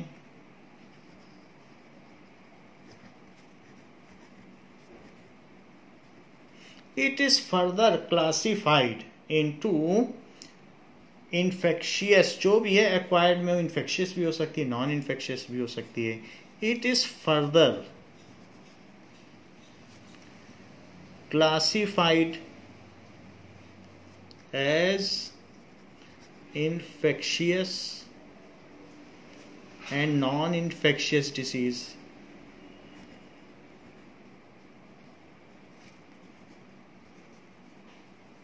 जैसे माल न्यूट्रिशन, तो खाने पीने की अगर हमारे अंदर कमी हो गई तो हमने विटामिन ठीक से नहीं लिए तो वो हमें जीवन काल में मिलती है, तो ऐसी कोई भी बीमारी हो सकती है। मलेरिया मच्छर के काटने से हो गई, सो इसके एग्जाम्पल बहुत हैं।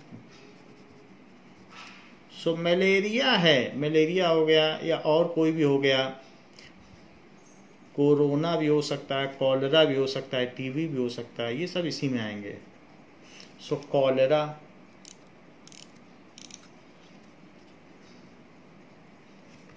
ऐसे ट्यूबरक्लोसिस, आर्थराइटिस, जोड़ों का दर्द, वो सब इसमें आ सकता है। तो अब इसमें कुछ इन्फेक्शियस हैं, कुछ नॉन इन्फेक्शियस हैं। तो इन्फेक्शियस डिसीज क्या है, हमने यहाँ लिखा infectious and non infectious disease. तो पहले कंजेनिटल देखा, कंजेनिटल एंड एक्वायर्ड है। अब एक्वायर्ड के दो टाइप हैं, कौन कौन से, इन्फेक्शियस एंड नॉन इन्फेक्शियस।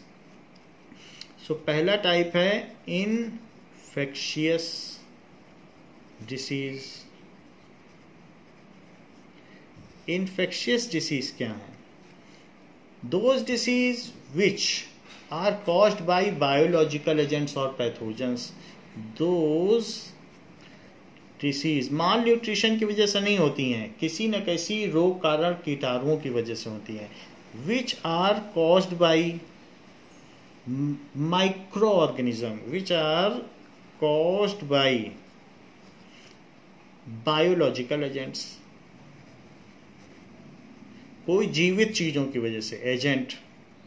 वो एजेंट कौन से हो सकते हैं, उन्हें पैथोजन कह दो, रोग कारक कीटाणु हैं पैथोजन, या हार्मफुल माइक्रो ऑर्गेनिज्म भी कह सकते हो।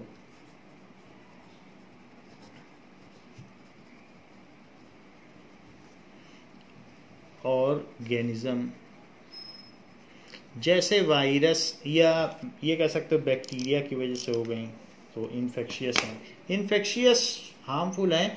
अब वायरस ऐसी चीज है जो पूरा ये नहीं कह सकता कि वो ऑर्गेनिज्म है, वो लाइव एंड नॉन लाइव के बीच में है। फिर भी हम इसमें लिखेंगे वायरस। बैक्टीरिया, प्रोटोजुआ यानी मोनोसेलुलर यूकैरियोटिक, जैसे अमीबा, पैरामीशियम, प्रोटोजोआ, इन सब की वजह से हो सकता है। तो ये भी हो सकते हैं। और इसके अलावा माइक्रो ऑर्गेनिज्म कुछ कुछ बड़े भी होते हैं, मैक्रो ऑर्गेनिज्म। मैक्रो का मतलब बड़े organism.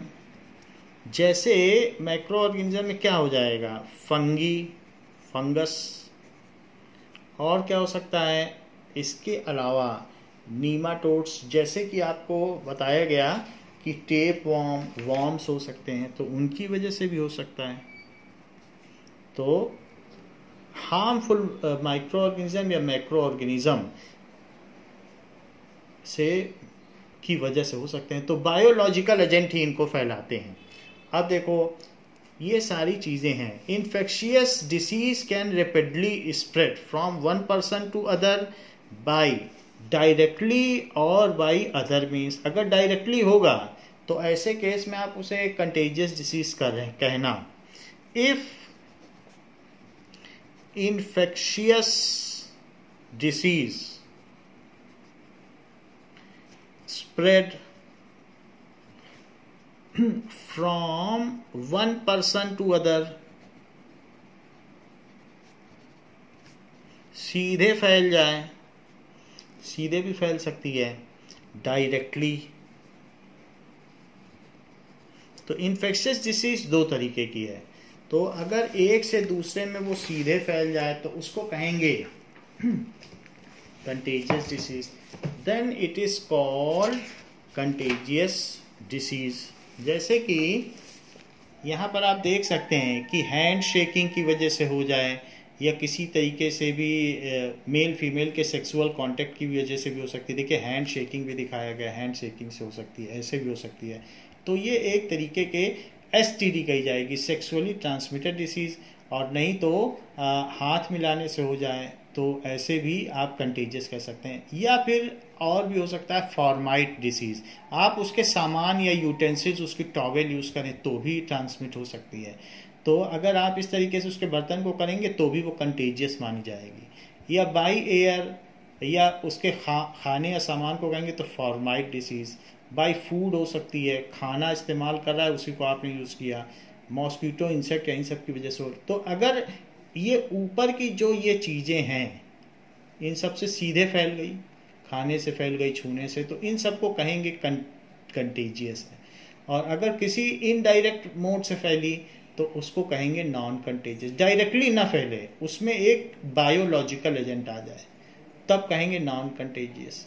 So if disease spread from one person to other by contact, by hand shaking, by sexual contact, और बाई एयर और by direct contact, then it is called contagious disease. If disease is spread from one person to other by hand shaking, by air, air से फैल जाए, उसने छींका और फिर आपने सांस ले ली, by sexual contact, then sexually transmitted disease,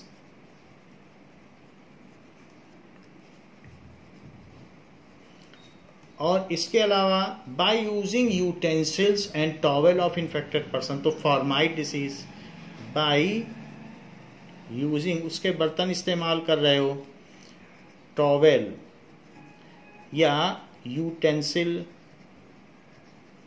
of infected person,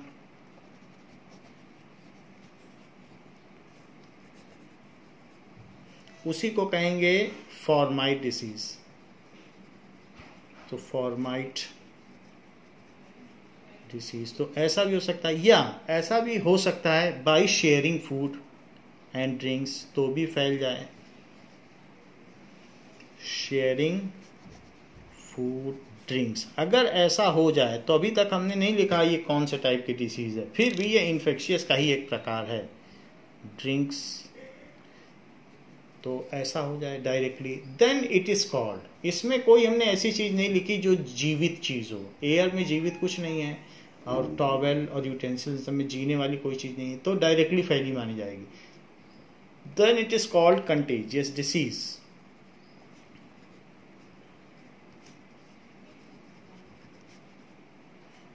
contagious,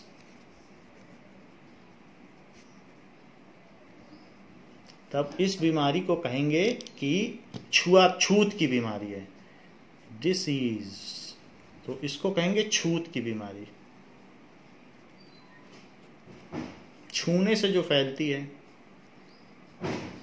contagious disease.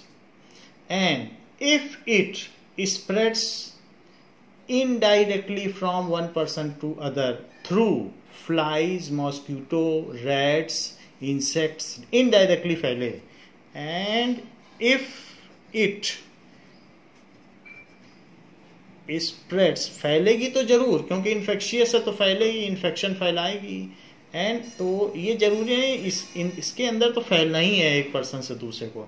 And if it spreads from one person to other indirectly,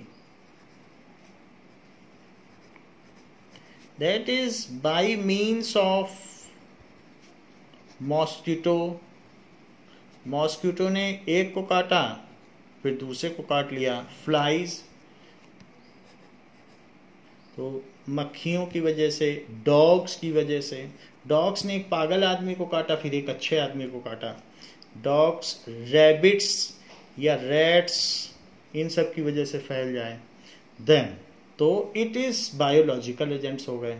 then it is called non contagious disease. सीधे नहीं फैली है, कोई बीच में आया तब फैली है। Called non contagious disease.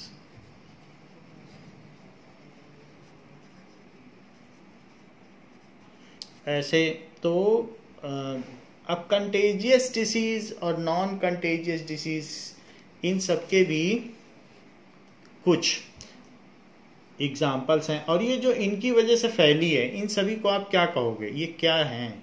ये वेक्टर्स हैं। जो बीमारी को फैलाएं तो उसको कहते हैं vectors. So these are vectors. So examples of contagious disease.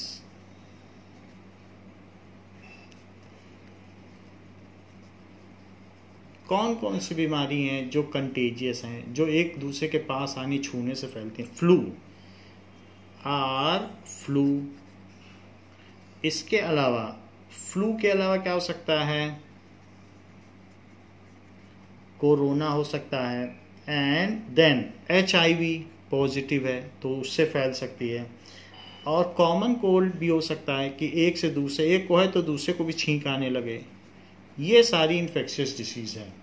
इसके अलावा भी कई तरीके की सेक्सुअली ट्रांसमिटेड डिसीज भी होती हैं जो HIV पॉजिटिव है। So if in contagious disease spread through sexually या by sexual transmission, then it is called sexually transmitted disease. If contagious disease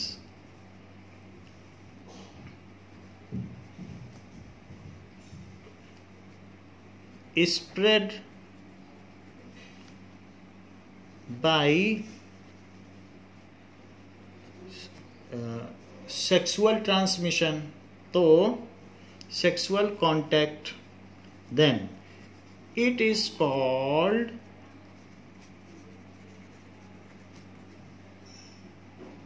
sexually transmitted disease.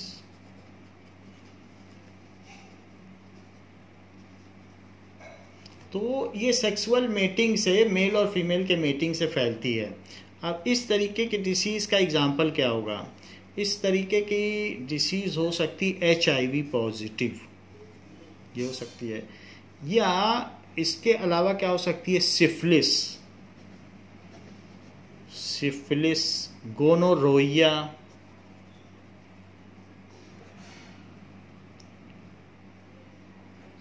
तो गोनोरोइया भी हो सकती है। या क्या हो सकता है? इसके अलावा वार्ड्स, ऐसे कई तरीके की बीमारी हैं ह्यूमन में जो उसके रिप्रोडक्टिव सिस्टम में हो सकती है।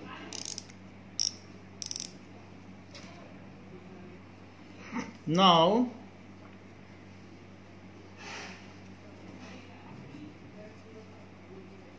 या फिर वार्ड्स हो सकता है। तो ये सारी जो भी डिसीज हैं ये सेक्सुअली ट्रांसमिटेड डिसीज हैं जो from one person to other person होती है। HIV को एड्स भी कहते हैं कि acquired immunodeficiency syndrome. So इसे को एड्स भी कहते हैं, HIV को एड्स भी कहते हैं। ह्यूमन इम्यूनो डेफिशिएंसी वायरस से फैलती है और इसका नाम एड्स है। तो ये सारी सेक्सुअली ट्रांसमिटेड डिसीज हैं। जो कंटेजियस डिसीज अगर सेक्सुअल कॉन्टेक्ट के कहे जाएं तो ये STD हैं। इनका शॉर्ट नेम क्या है? STDs। so ये STD कहेंगे। If they are spreading by using towels and utensils of infected person, then they are called formite disease. इनके अपने भी प्रकार हैं contagious disease के। So if contagious disease spread by using towel, अगर towel आप यूज कर रहे हैं, या यूटेंसिल्स ऑफ इन्फेक्टेड पर्सन,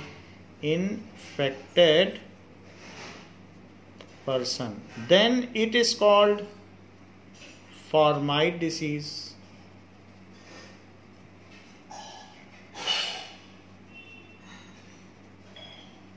तो उस केस में इसे फॉर्माइट डिसीज कहा जाएगा। जैसे इन्फ्लुएंजा, ये छींकने की एक बीमारी है, एक एग्जाम्पल, तो रेस्पिरेटरी डिसीज है। सो इन्फ्लुएंजा, इसी को फ्लू भी कहा जाता है। फ्लू हो गया, हमने कहीं पीछे लिखा है फ्लू, तो ये सेम है, इन्फ्लुएंजा इसी में है। तो अभी तो हमने आपको सिर्फ कंटेजियस डिसीज के बारे में बताया जो पर्सन टू पर्सन डायरेक्ट फैलती हैं, लेकिन हमने आपको ये नहीं बताया कि कुछ ऐसी भी डिसीज होती हैं कि जो पर्सन टू पर्सन डायरेक्टली ना फैलकर बाई सम अदर वेक्टर्स के थ्रू फैलती हैं। सो वेक्टर्स का मतलब जो डिसीज कैरिंग एजेंट्स हैं उनके थ्रू फैले, तो उस केस में उसको कहते हैं non contagious disease. So non contagious disease क्या होती हैं कि नॉन कंटेजियस डिसीज ये होती हैं are those infectious disease, infectious हैं, इन्फेक्ट तो करेंगी, फैलेंगी तो, संक्रामक तो हैं, which does not spread from one person to other directly. Directly नहीं फैलती हैं, so it does not spread from one person to other directly, but by some biological agents, some biological agents such as flies, mosquitoes, ऐसे हो तो वो non contagious हो गई।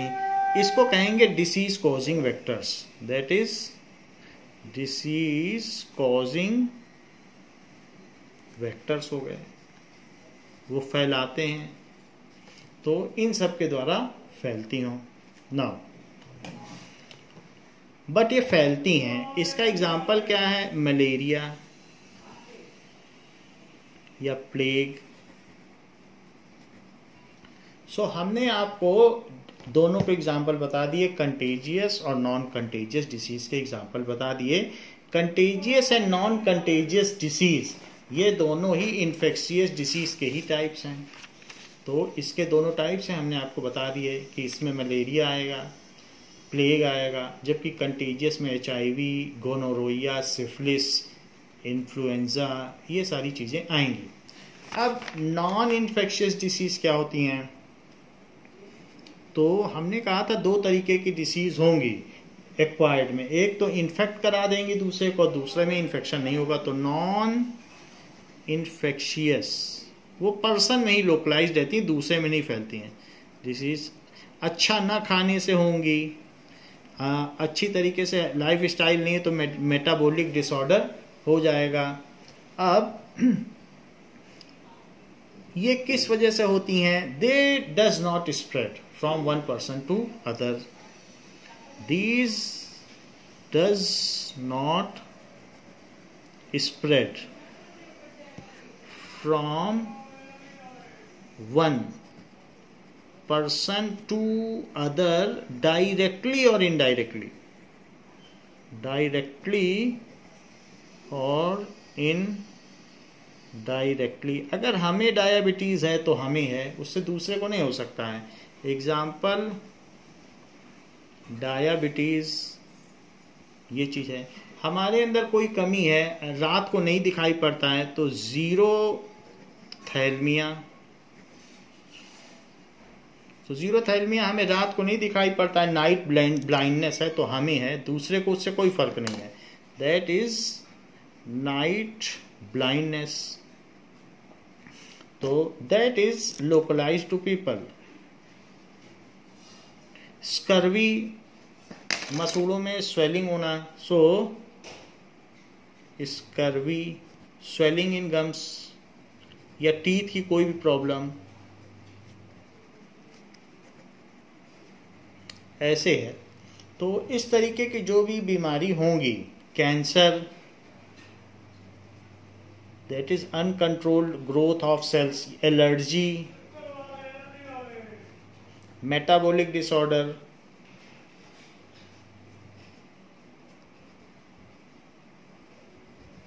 या डेफिशिएंसी डिसीज की किसी न किसी चीज़ की हमारे अंदर डेफिशिएंसी है, वो सारे इसमें आते हैं। सो डेफिशिएंसी, खाने में कोई विटामिन की कमी है, मिनरल की कमी हो गई तो हमें बीमारी हो जाएगी। एलर्जी भी हो गई और इंजुरी, ये सारी पर्सन तक लोकलाइज्ड रहती हैं। तो हमने कई तरीके के टाइप्स देखे कि जो बीमारियां हमें होती हैं। फिर भी एक कॉमन डिफरेंस जो पूछा जाता है वो पूछा जाता है कि infectious disease and non infectious disease में क्या अंतर है। सो इन्फेक्शियस डिसीज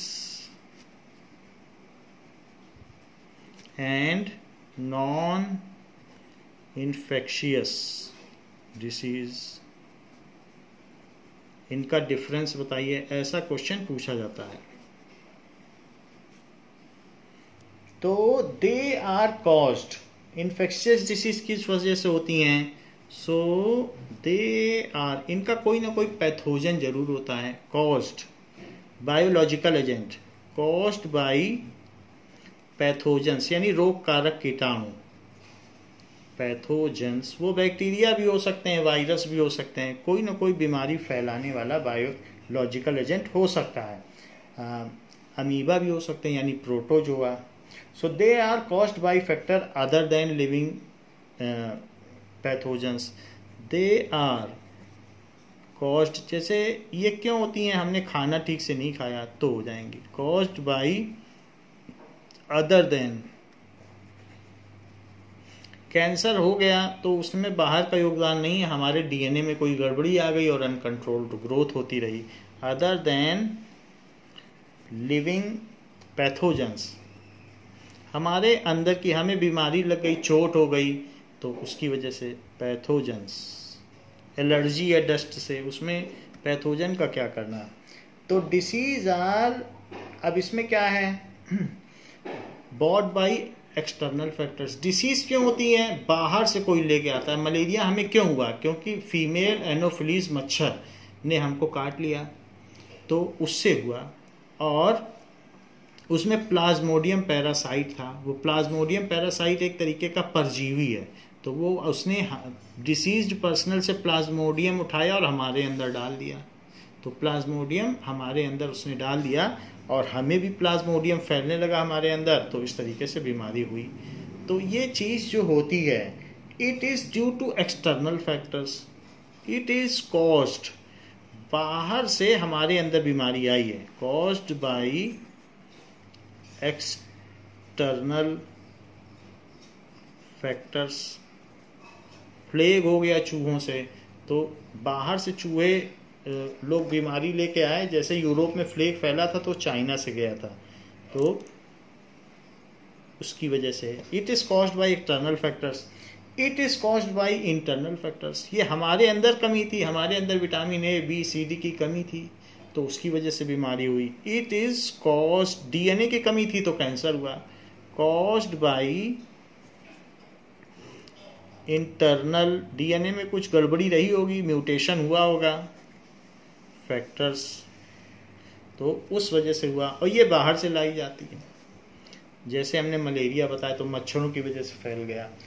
अच्छा, it can pass from diseased person to healthy person, it can pass from deceased person to healthy person,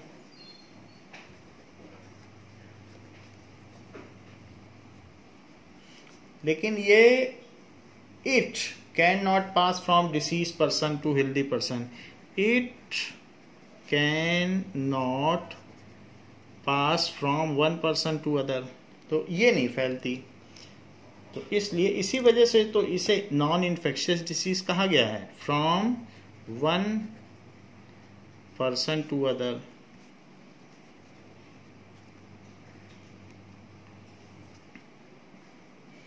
अब देखिए, it may be transmitted by direct contact और indirect contact, क्योंकि इसके दो प्रकार हैं। सो यहां पर क्या होता है, इट में ट्रांसमिट बाई, ये ट्रांसमिट होती है, एक से दूसरे में जाती है, ट्रांसमिट बाई डायरेक्ट कांटेक्ट और इन डायरेक्ट कांटेक्ट। जबकि ये किस वजह से होती है, इट मे बी, अब जो नॉन इन्फेक्शियस डिसीज है उसमें transmission is not possible, so transmission does not take place.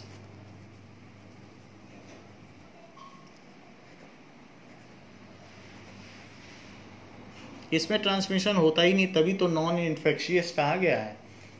Now अगर कम्युनिटी हाइजीन बनाया जाए, मच्छर ना हो तो ये डिसीज ना फैले। So if community hygiene is maintained then such disease may be reduced. If कूड़ा ना हो तो ये ना फैले, मच्छर मक्खी ना हो। If community hygiene is maintained तो क्या होगा,